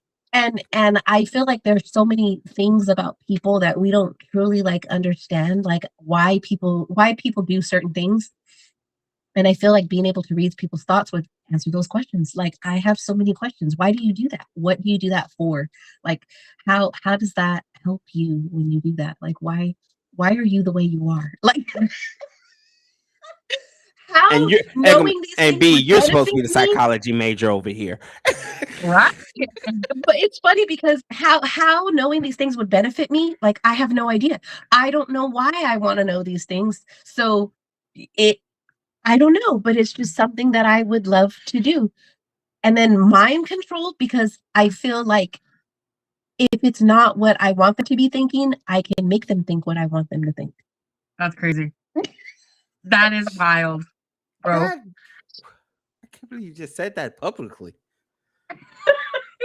You got a dictatorship mindset.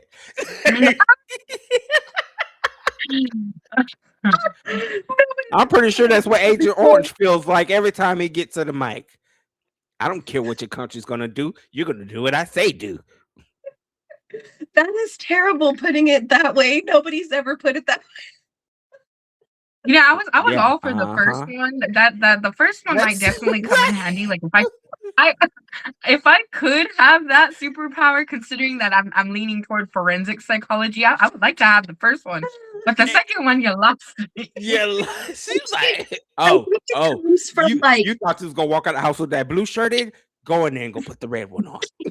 I think it Right. comes more from like me having like that interest in like serial killers and things like that. I Like knew I that's want to where it know was gonna why. lead from. I Because want to know I'm the same why. person. And I feel like the ability to control minds is like I look at it more of like a not your everyday people. I look at it as like those individuals, like fix them. Like if You you can can help you can them. rewire them, why not?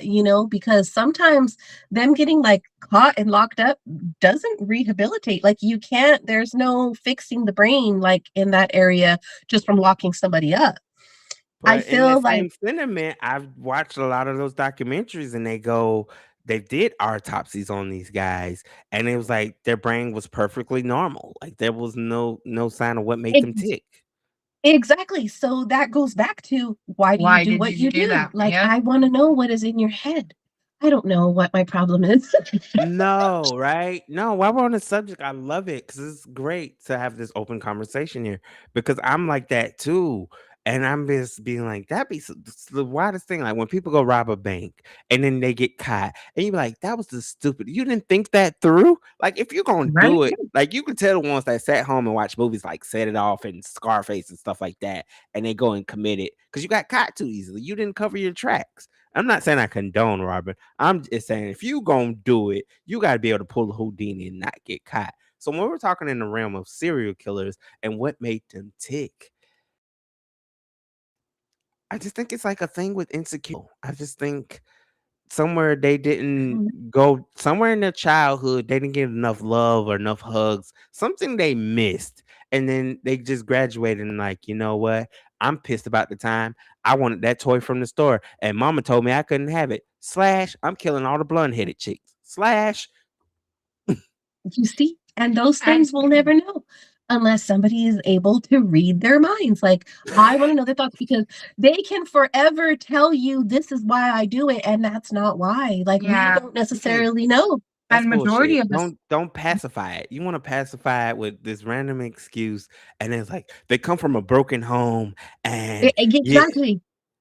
no. Exactly. Like, no, I want the real reason. I want to know what you're not telling me. Like, I really want to get in there and dissect your thoughts. That's terrible. It is not. That's terrible. dissect was a great word. I love the energy. I love their energy. No, but because you do gotta sit there and then you want I'm one of the people even now, I'm like when I go hang out and I'm like, I wonder what people think about me as I enter the room. You know what I'm saying? Because again, as a person who's now utilizing either a wheelchair or a walker when I'm wearing my prosthetic leg, it's like, do people automatically just think, oh, he's so helpless, he's so this? Well, most of the time they think I'm a woman, first of all, for some weird ass reason. I'm always mistaken for a woman. That I doesn't kid make any you, sense to me at all. I kid you not. I've been in restaurants. I've had people in a doctor's office, and they were like, "Excuse me, ma'am." And the craziest thing, like last week, I was ordered a DoorDash, and they didn't have something I wanted, and I was like, "They didn't have this," and they was like, "No, ma'am." And I go, I'm a guy and they're calling. So to be even taken as a ma'am in Texas, somewhere in my life, I gotta fit. You need to read my mind and figure out what's going on up here for them to be mistaking me for that. Gosh, see, Oh my God. you done opened up Pandora's box here. You see it, like you said, like you never know what people are actually thinking about you when you enter a room or when you walk out of a room for that matter. And like Yeah, not everybody who hang with you is for you. right. So True story. sometimes, it can be somebody who is right there running with you all day long, 24/7, and they got the most fucked up thoughts about you. And it's kind of like, damn, if only I knew. But then again, I kind of tell myself too, like, if I had that ability, what I actually want to know, like, how would that fuck me up mentally Mm, Yeah. to know your true thoughts about me. Like it's so I'm kind of like stuck in between both worlds there. I want to know, but I don't want to know because how is that going to affect me? Money. Because then by having that level of intuition, right, of knowing the unknown, I think you drive yourself more mad because now you know what you wasn't supposedly supposed to know, and now you kind of they gonna catch on now you're being different, which it could be good and bad depending on what angle it's played for. Because some people will be like, "Oh, you done found out that I was trying to sneak and I was trying to get those $20 up at you. Now you figure why I was trying to get it, and now I don't want to steal it. Now I want to ask you for it because you figured, oh, that's what you was leaning for." Oh, absolutely. So I mean, there's always those little things that kind of give people away. Like you can read certain body languages or you can kind of true. feel the vibe, the energy, but like those things don't tell you like the full thoughts. Like, what is this Yeah. person actually thinking? Like, do they want to harm me? Are they sending like bad thoughts, like giving me bad juju in their head? Like, I want to know. I want to know all of it. And I that makes me know. I so. think that's what made me more super introverted is because that's my national way of thinking. I'm always quick to be like, man, this person ain't going to go out today. Or if they invited me and they for sure, and I'm like, you sure you want me to go? And I'm like, they don't want me to go. And then if I go, then if such and such go on with my condition and stuff, and then they already gonna feel some type of way, and you be like, bro, you just gotta let it naturally flow. I'm like, nope, I don't want to go now because I already know that you're gonna insult me about some little quirky joke that you're gonna make. It's cool when it's an inside joke, but when we out and we around total strangers, I got a problem with that one. Like that shouldn't have Yeah, been that. And I yeah, can understand, well, if it ain't funny to you, it's funny to me because we're friends. But sometimes we gotta hold accountability and be like, even as a friend, I didn't find that funny. yeah. No, Yeah. when the jokes are at your expense, it kind of makes things a little bit different. Where you like, damn, is this how you really feel about me? Bingo. So again, see how we done your whole superpower and took over the whole. Right. Okay. All right. All right. We're gonna put a pin in it because we can go all night on that. Because I'm just saying now again, I have to be like people talk about. Well, you ain't got your hair done. I'm like, I don't care about my hair not being done. It's my hair. But since you feel away, I just won't call you on video chat. Yeah, I could go on forever about that. That's something that I've thought about. I don't know, maybe it stems from Yeah, let's see. Let's pick her brain, ladies and gentlemen. um well, I'm a recovering addict. I've been clean since 2011. So, um thank you. So I still have that mentality though that people only hang out with me for certain reasons or they're out to get me, I guess. It sounds dumb when I say it out No, it loud, but don't. in my It head it makes makes sense. sense. So I could be having a conversation with somebody and like they'll ask me a question and their body language sometimes like they're really interested in my answers. So they'll turn towards me and I'm like, why did you turn towards me? Like, are you recording this? Are you like are you are you wired? Like, Are you wired? like what are you asking? Are you trying to get me caught up? Like what, in my head I got all these things going on. And it's a legit question, like something hella dumb. Like, for instance, at my job, I worked with somebody and he was like, do you like working here? And then he kind of positioned himself and leaned towards me, and I'm like, why would you ask me that? And it was the dumbest thing ever. It was the simplest question. And I saw all these. Oh shoot, did I turn us off? No. Oh, I saw all these red flags. And in my head, I was like, this dude is trying to screw me over. And it was the simplest question. And I think it stems from me being all screwed up at one point in You're time. And I'm easily still, triggered. You're triggered, but your yes, head. But it's a good thing because your head is on a swivel. It's like you don't want to be taken advantage of, right? It's kind of being those who are kind of like survivors of domestic abuse and things like that. It still goes in that same report because it's like I don't know how to trust at a certain level now because when I right, was vulnerable, this, and this happened to me. And now that I'm kind of working myself through it, it's like I'm not that person, but my instincts are heightened now. Like you you don't want to fall for the banana in the tail. You have to kind of pay attention to body language, to tones. I can understand that and I can respect you for it because that's your thing. Like that's just it's now become a character trait. You know what I'm saying? It's like nothing funny. Well, we have to make that statement. It's not funny or nothing personal towards you. It's just how I react to things. And me, like I have certain like little empathic little gifts and stuff like that. So I kind of can get premonitions of certain stuff before it even happened. And then I'll be like, yeah. But then I think that's where choice is important because I'll be like, I'm still choosing to go when I know which direction it's going to go. So sometimes I go and be like, I just want to see if it's going to prove me right. Is it going to go down the matrix or is it going to unplug itself? Yeah, Yeah. I hear that. I hear that. Absolutely. Oh. Well, Oh my gosh. come on, I keep can't going. believe I just aired all that out. I can't believe You I need just it aired to. all that out right now. Yeah. Oh my God. I think it's a see now. I think it's a me thing because I tend to bring that out of people. People just sit around me and they confess the most darkest part of their life or something like, and I go and then I have a dear friend that out here where I stay at, and they'll go to talk to me when we're hanging out, and they'll look at me and be like, "Why did I just say that?" And I'll be like, "You needed to say it." Yeah. You needed to say it. You'd be holding back.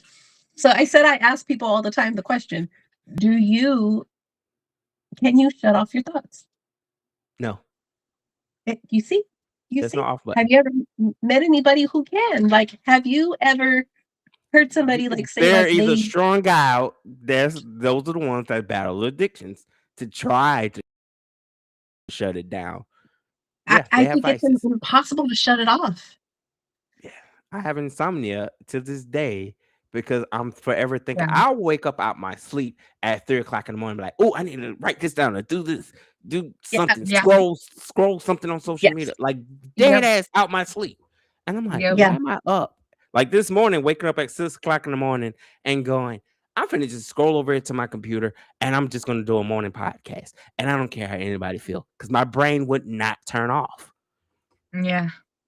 When you do, okay, you said you did a morning podcast. Was that like a solo just talking? It did. At the time it did. Cause it was so it was brand new. So it was kind of that thing of not really self-doubt, but it's like when people kind of tell you I have a thing since I was a kid being born with spina bifida, and doctors told my mom about me not being able to walk and all that. This ego thing where it's like, oh, watch me prove you wrong. So by being kind of told, "Oh, you're overloading yourself," and I do respect what it says, so I accepted it with love, and it's not me bashing. But now I took it as a personal challenge that you say I can't hold 8 shows down on one network. Watch me do it, and still be consistent, and be Yeah. consistent. And if I fail, then I just fail because at the end of the day, it was my choice. I feel that. I feel it.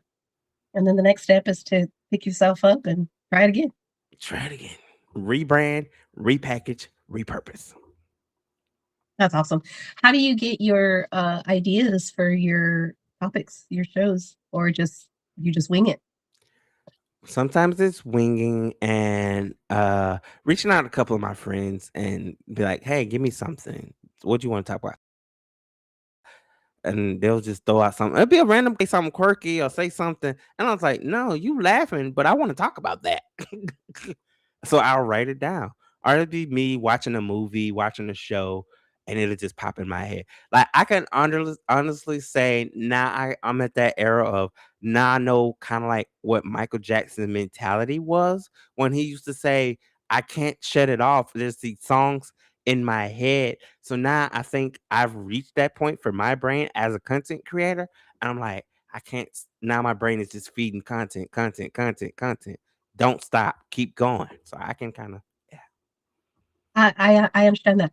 I'm at work throughout the day and I'll get an idea and I'll message her like, "Oh, I got topics," and there we go. We'll go from there.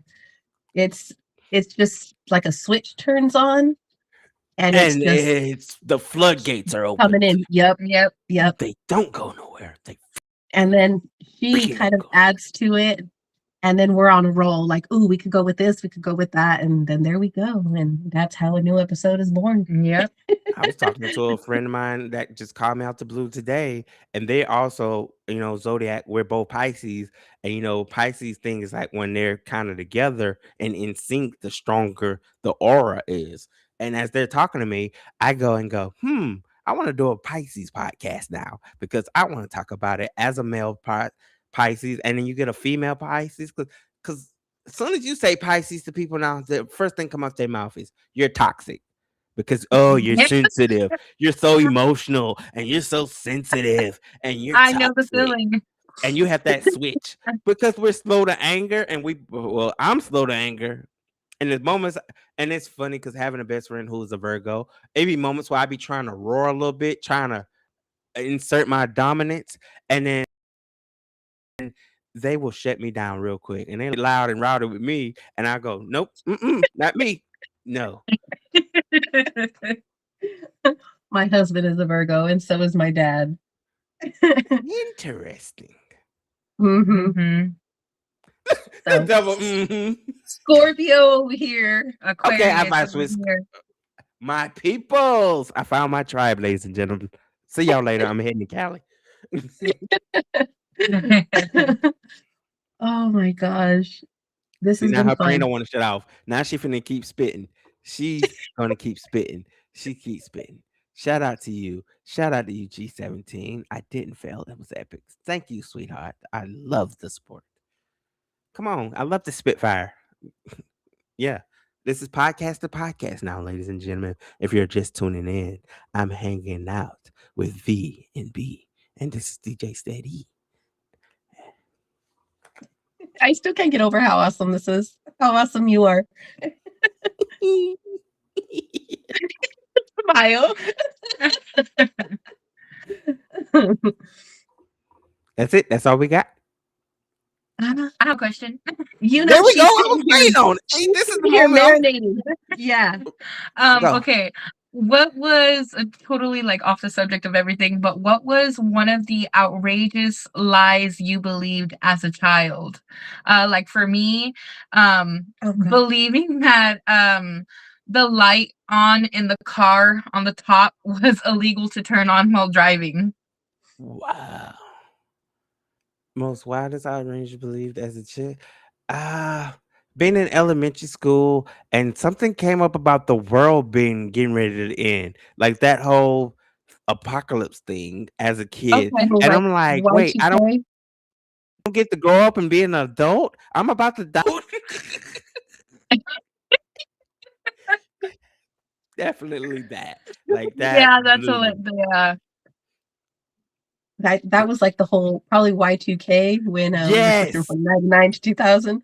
Yeah, That's what everybody it was was. And it was just storing up everywhere. water and canned goods and you name it. Exactly. And I'm Yeah, sitting there and I'm I remember like, that. I'm not going to get to be the adult I wanted to be. And I only made it this far. And I have to die watching Arthur on PBS. Oh, Arthur. Okay, you said the adult you wanted to be. What did you want to be when you were little? Ooh.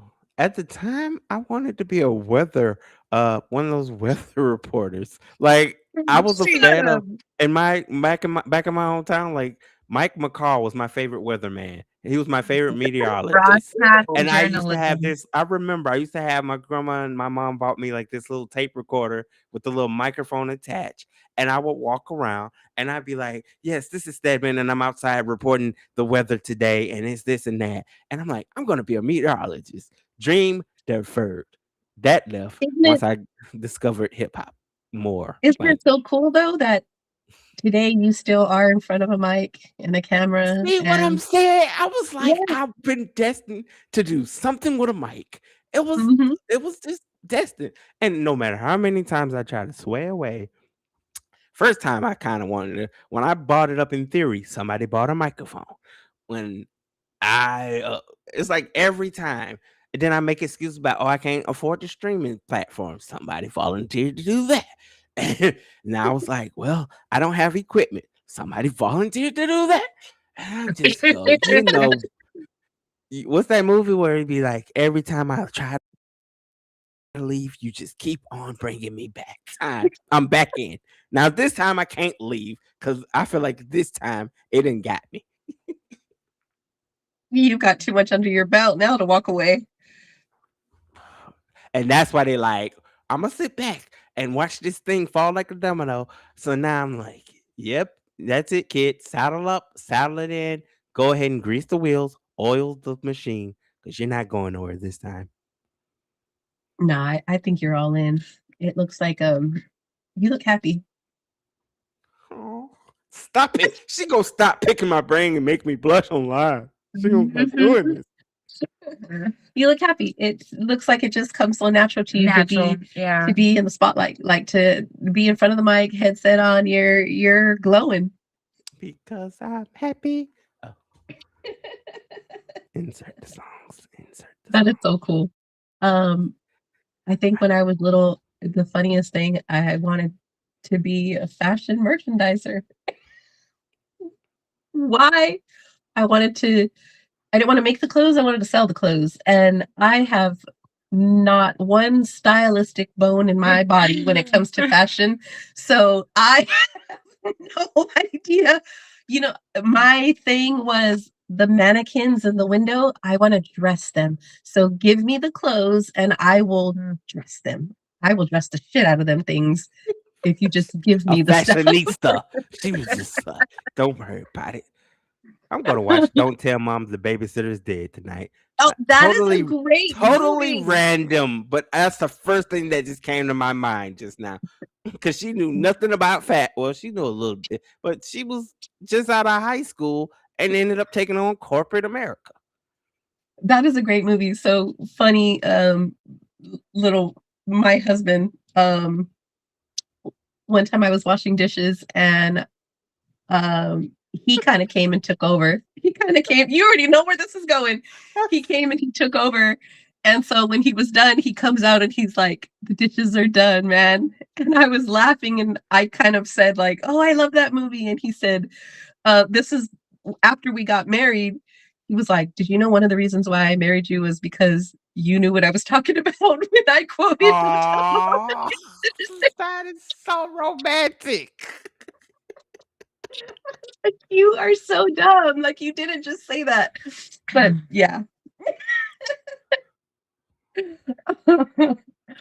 Oh my gosh.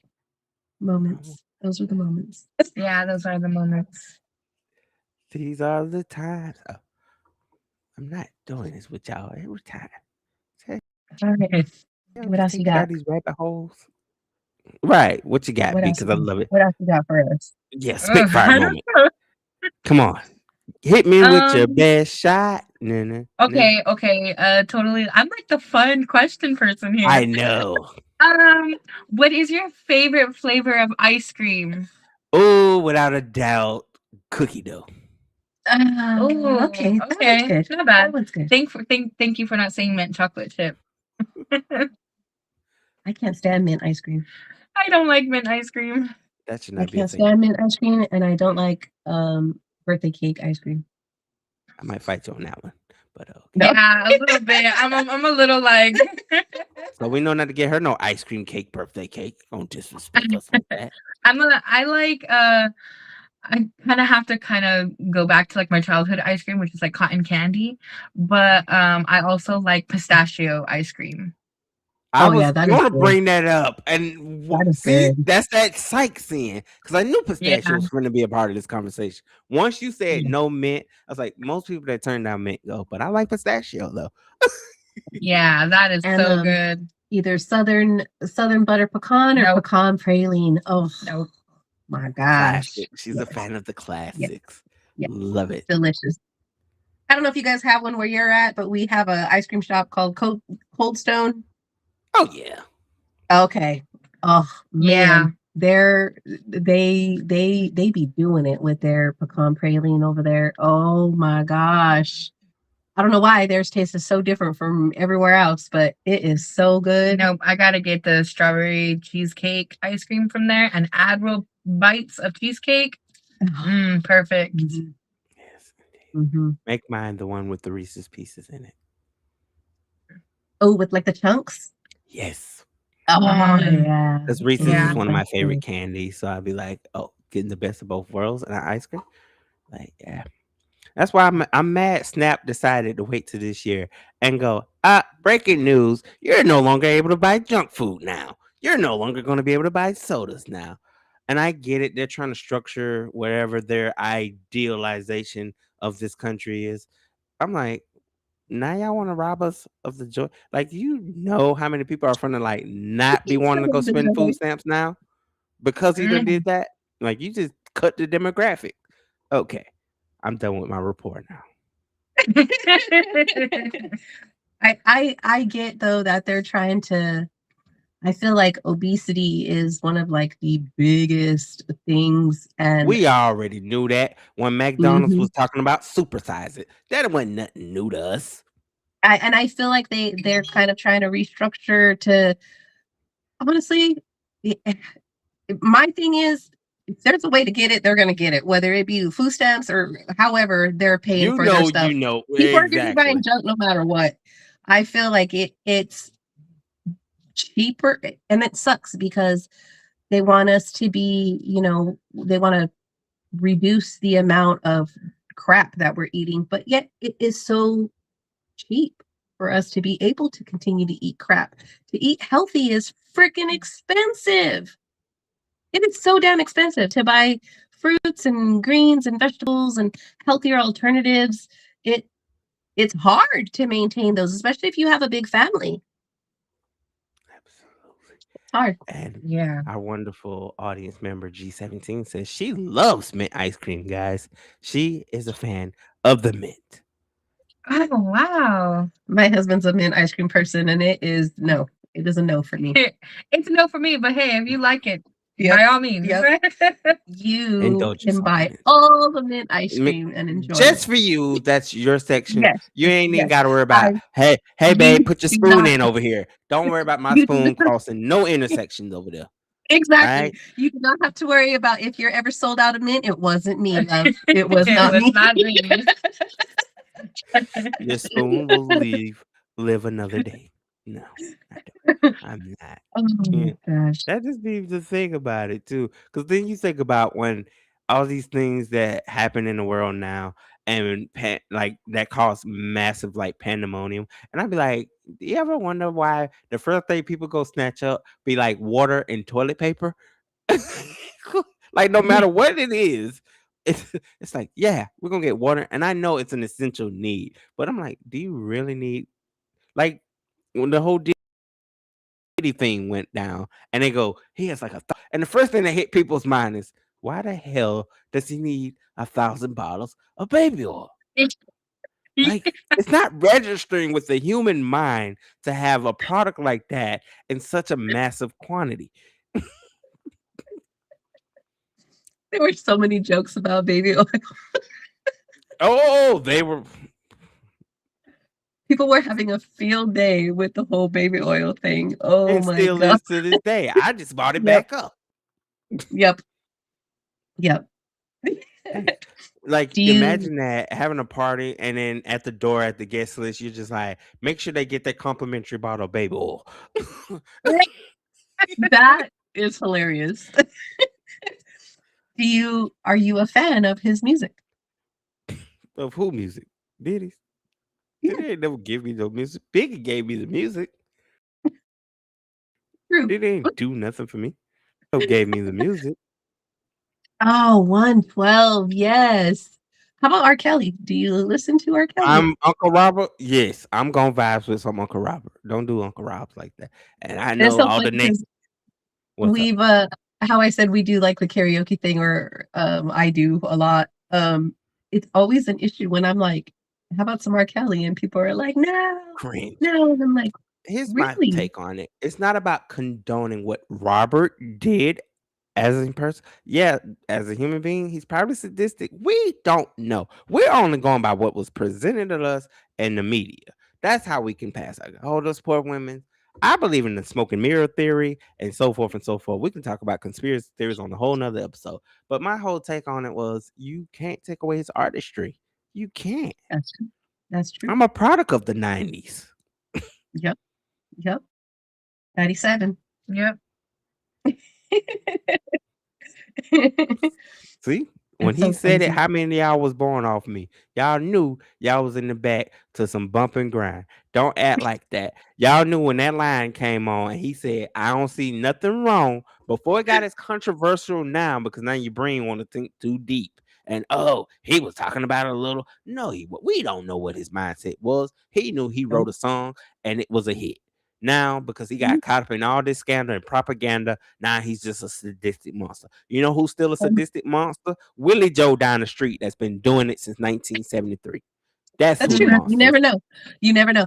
Have you ever thought about like what kind of things go on near your home, like your neighbors? You could be passing through and there could be some wild shit going on Thank you. in the house next door to you. So you never actually know. This is where my superpower But would when a come into celebrity play. does it, when a unexcusable, Right? Right? See, and this is where my superpower would come into play. I want to know why. What are your See, and then my superpower would work too in case I ever like get into that position. I could snap my ass out of there.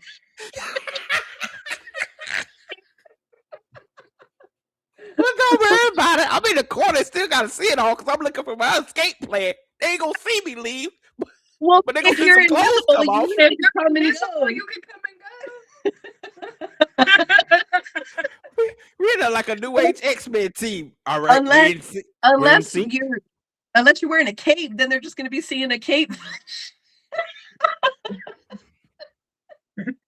And imagine when the tapes are being reviewed and you get a tail end of the tape and it's like, hold up, rewind that back. How the hell they got through the baby hole?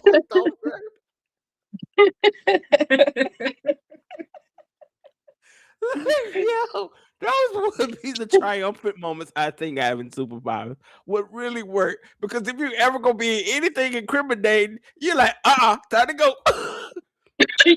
Because you're gonna already telepathically read the room, right? So you're gonna have to have some sort of body language signal. Like that face right there should be like, I mean, get the hell up out of there. That's all you gotta do is that face. Just, Time to go. I mean, That's she the done read exit sign. somebody mind. They finna break out the baby oil. Where you going? We were just finna break. I don't want nothing. Don't even give me a bottle of water. I am gone. I am out. You're like, why is this water slippery?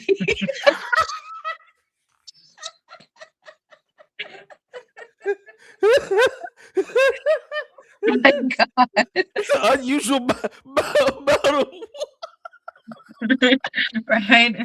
Why is everything sliding up my head? This little water shaped funny. Like you take a sip and it looks like you got lip gloss on. Yeah. What in the name of Bill Cosby is going on here? Oh, I really love the Cosby Show. I really did too. It was one of my favorite shows growing up. It still is. Again, Mhm. people. Yes. Do we condone what they did? Absolutely not. But when you really, again, like she's saying about a super, when you really, really think about it, because my whole thing, it's just me just thinking out loud, be like, I can see it. When you say he probably did about maybe two, I'm not saying completely in this, somewhere in that lifespan, everybody's human. They got their vices. But when they start coming out by the multitude and it's hundreds and thousands of them, and it I was done when the lady who Janice Dickinson or something came out and she was like, yeah, I remember. And I'm like, out of all people to come make this story believable, you. Yeah. Yeah. It becomes questionable after a certain amount. Like, well, you're kind of like, wait, what? What's happening here? Yeah. I don't know. Like, absolutely, with his level of star power, absolutely he's done some things off air. Like he's done some things. He's human. But the reality go, why do we care? We're so into why does that matter? He still gave us an iconic comedy. He still gave us Not one of the greatest sitcoms. not just him either. I feel like people are so consumed by celebrities nowadays. Like people are all in the business, and it's like, Eat, why? sleep, and breathe. What what does this do for you? Like, how is this affecting your life where you got to know every single detail? You're so wrapped up in what the Kardashians are doing. Who gives a shit? That's all I'm saying. And we're podcasters, people. Like, you gotta understand it. So yeah, I do a segment on certain shows where I may bring it up because I know it's being present, but then I'm gonna give you my honest opinion about it. Right. Like when we talked about the R. Kelly thing on my show one time, and I'm just sitting there and I was kind of like, yeah, it's kind of hard to kind of shift my mindset. Do I condone it? Again, no. But then when you really think about it, you talking about a man like that who allegedly can't read and write, and he's doing all this kind of stuff. And then you go, well, where are the parents in this situation? Because Thank you. Yes. Yes. That was my main question from the gate. Where were the I don't I, care, I white, black, yellow, purple, green, whoever his choice was, make that make sense. Y'all Watergated my boy, and I said what I said. I felt like a lot of the parents should have been held accountable in that situation. Like there were so many that were just dropping their kid off and being like, all right, do what you're gonna do with them. Like, what? What is wrong with you? They It's the wanted that same thing 15 when seconds of fame. the Nickelodeon little documentary Quiet on Set came out, Yeah, and that I'm watching it, That killed and you're me. listening to everybody give their talk about these situations, but then you also hear them say, "But my mom's lights was off. We needed a house. We need a bill." So a lot of that was kind of like you still chose to do it because in your mind you was feeding your family, which hey, you got to each his own. But then we go, my thing be the statute of limitations. Y'all be want to wait 20, 30 years and finally want to come out and be like, yeah, so this happened to me back in 93. 93? Like, and now you speaking out on it? Oh, this person is just a total monster. Mm. See, that be the yeah. thing. They get I you, feel they like get a you lot of wherever. I feel like a lot of those child stars, how you said, like, their family, they had their lights cut off or they were about to get evicted or whatever. I feel like those kids, like, that is some serious weight to put on them to Mm-hmm. have them, like, pushing them in that, line of work for them to have that type of responsibility to know that they're the sole backbone of what happens to their family. Like Yeah. that kind of sucks to have that pressure, what that does to their mentality at such a young age to feel like, well, if I don't do this, we're going to be out in the streets or, my mom is going to lose us or whatever the case may be. Like, I think that's pretty fucked up on the parents. Yeah. To just even Look push. at Britney Spears. Look at Britney Yes. Yeah. Spears. When she had to go through the whole thing about a conservatorship, that was ridiculous because you go, well, she didn't know how to manage her money. You gotta look at it. Y'all already done robbed these entertainers of their childhood, put them on stage, saw what that check looked like, and go, Hmm. I'm your manager. You're gonna keep Yeah. pushing out. But I'm And then there's a tired, lot of mom. them. I'm tired. That's when the drugs come in and whatever Yeah. vices and so forth and so forth. Because now we don't care about how you feel about it. We care about what money you're bringing into this Yeah, house. Yeah. yeah. The majority of the Nickelodeon kids that I've read and kind of like dived into, majority of them were drinking on set, drunk while they were recording most of their Hmm. episodes, and they're 15, 16 years old, 17 years old, and I'm like, that's Or younger. or younger, and I'm like, that is so crazy to just kind of like, as a fellow Nickelodeon watcher, like I feel so bad, I You guess. Like do, you that do, hurts but me a little. it does because again, you got to think about it. We were kids. While they were kids, they were just a little bit older Right. than us, or whatever the case may be. So your thought process is going, yeah, they entertained us with their level of comedy or their seriousness, but then all this stuff was going on just to provide a level of entertainment. It's disheartening. You know what I'm saying? Because you can't speak out. Because who can you trust? Mhm. Because there's an adult doing some adultish things to a kid, and then I'm trying to explain it to my parents or whoever my caretaker is, or so forth and so forth, and they just like brushing me off. or that famous Yeah. line, we'll deal with it later. Yeah. Okay. Yeah. I So think now moods. Hmm? it became more of like a, well, we need the money as opposed to your well-being is the most important thing. Like, it kind of sucks. It's a shitty It situation. is a shitty situation, especially after reading like I was a big iCarly watcher, and especially Right. after reading Jeanette McCurdy's book. I'm glad my mom is dead or my mother is dead. That book was so, oh man, she wrote such a great novel. I loved it so much. I read it in like 4 days. That's how Interesting. that's how great it was, and I passed it down to her, which she still hasn't read, I read but it. I passed it down to her, and I just, man, watching the show now, there are times where, I'm cleaning and I put it on just to kinda get that little nostalgia feeling or whatever, and I put it on and I catch myself totally not cleaning because I'm sitting there and I'm like, "Damn, like, you had to endure all this and still try to make me laugh." Like, ugh, that just it's so heartbreaking. Truly, truly is. Well, ladies and gentlemen, we have reached over the 2 hour mark of this wonderful Yes. show. And I know we can go on for hours and hours and hours. But y'all like, God damn it, Steady, get your ass off the air. How you gonna do it? I know it. I know it. It's breaking your heart. But I don't care. Because I still love doing what I do.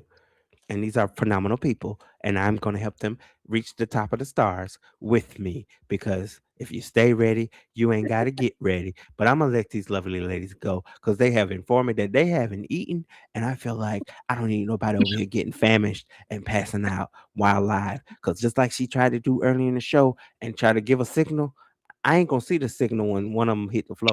I'm just going to keep rolling. I'm going to keep rolling. So it's going to conclude this show. Y'all make sure to go and follow the podcast. Wait, what were we talking about? Go follow, go support, go share, go listen. They're 3 episodes in and more to come. And of course, make sure to support Rocksteady Media Network. This has been another Live with DJ Steady and Company.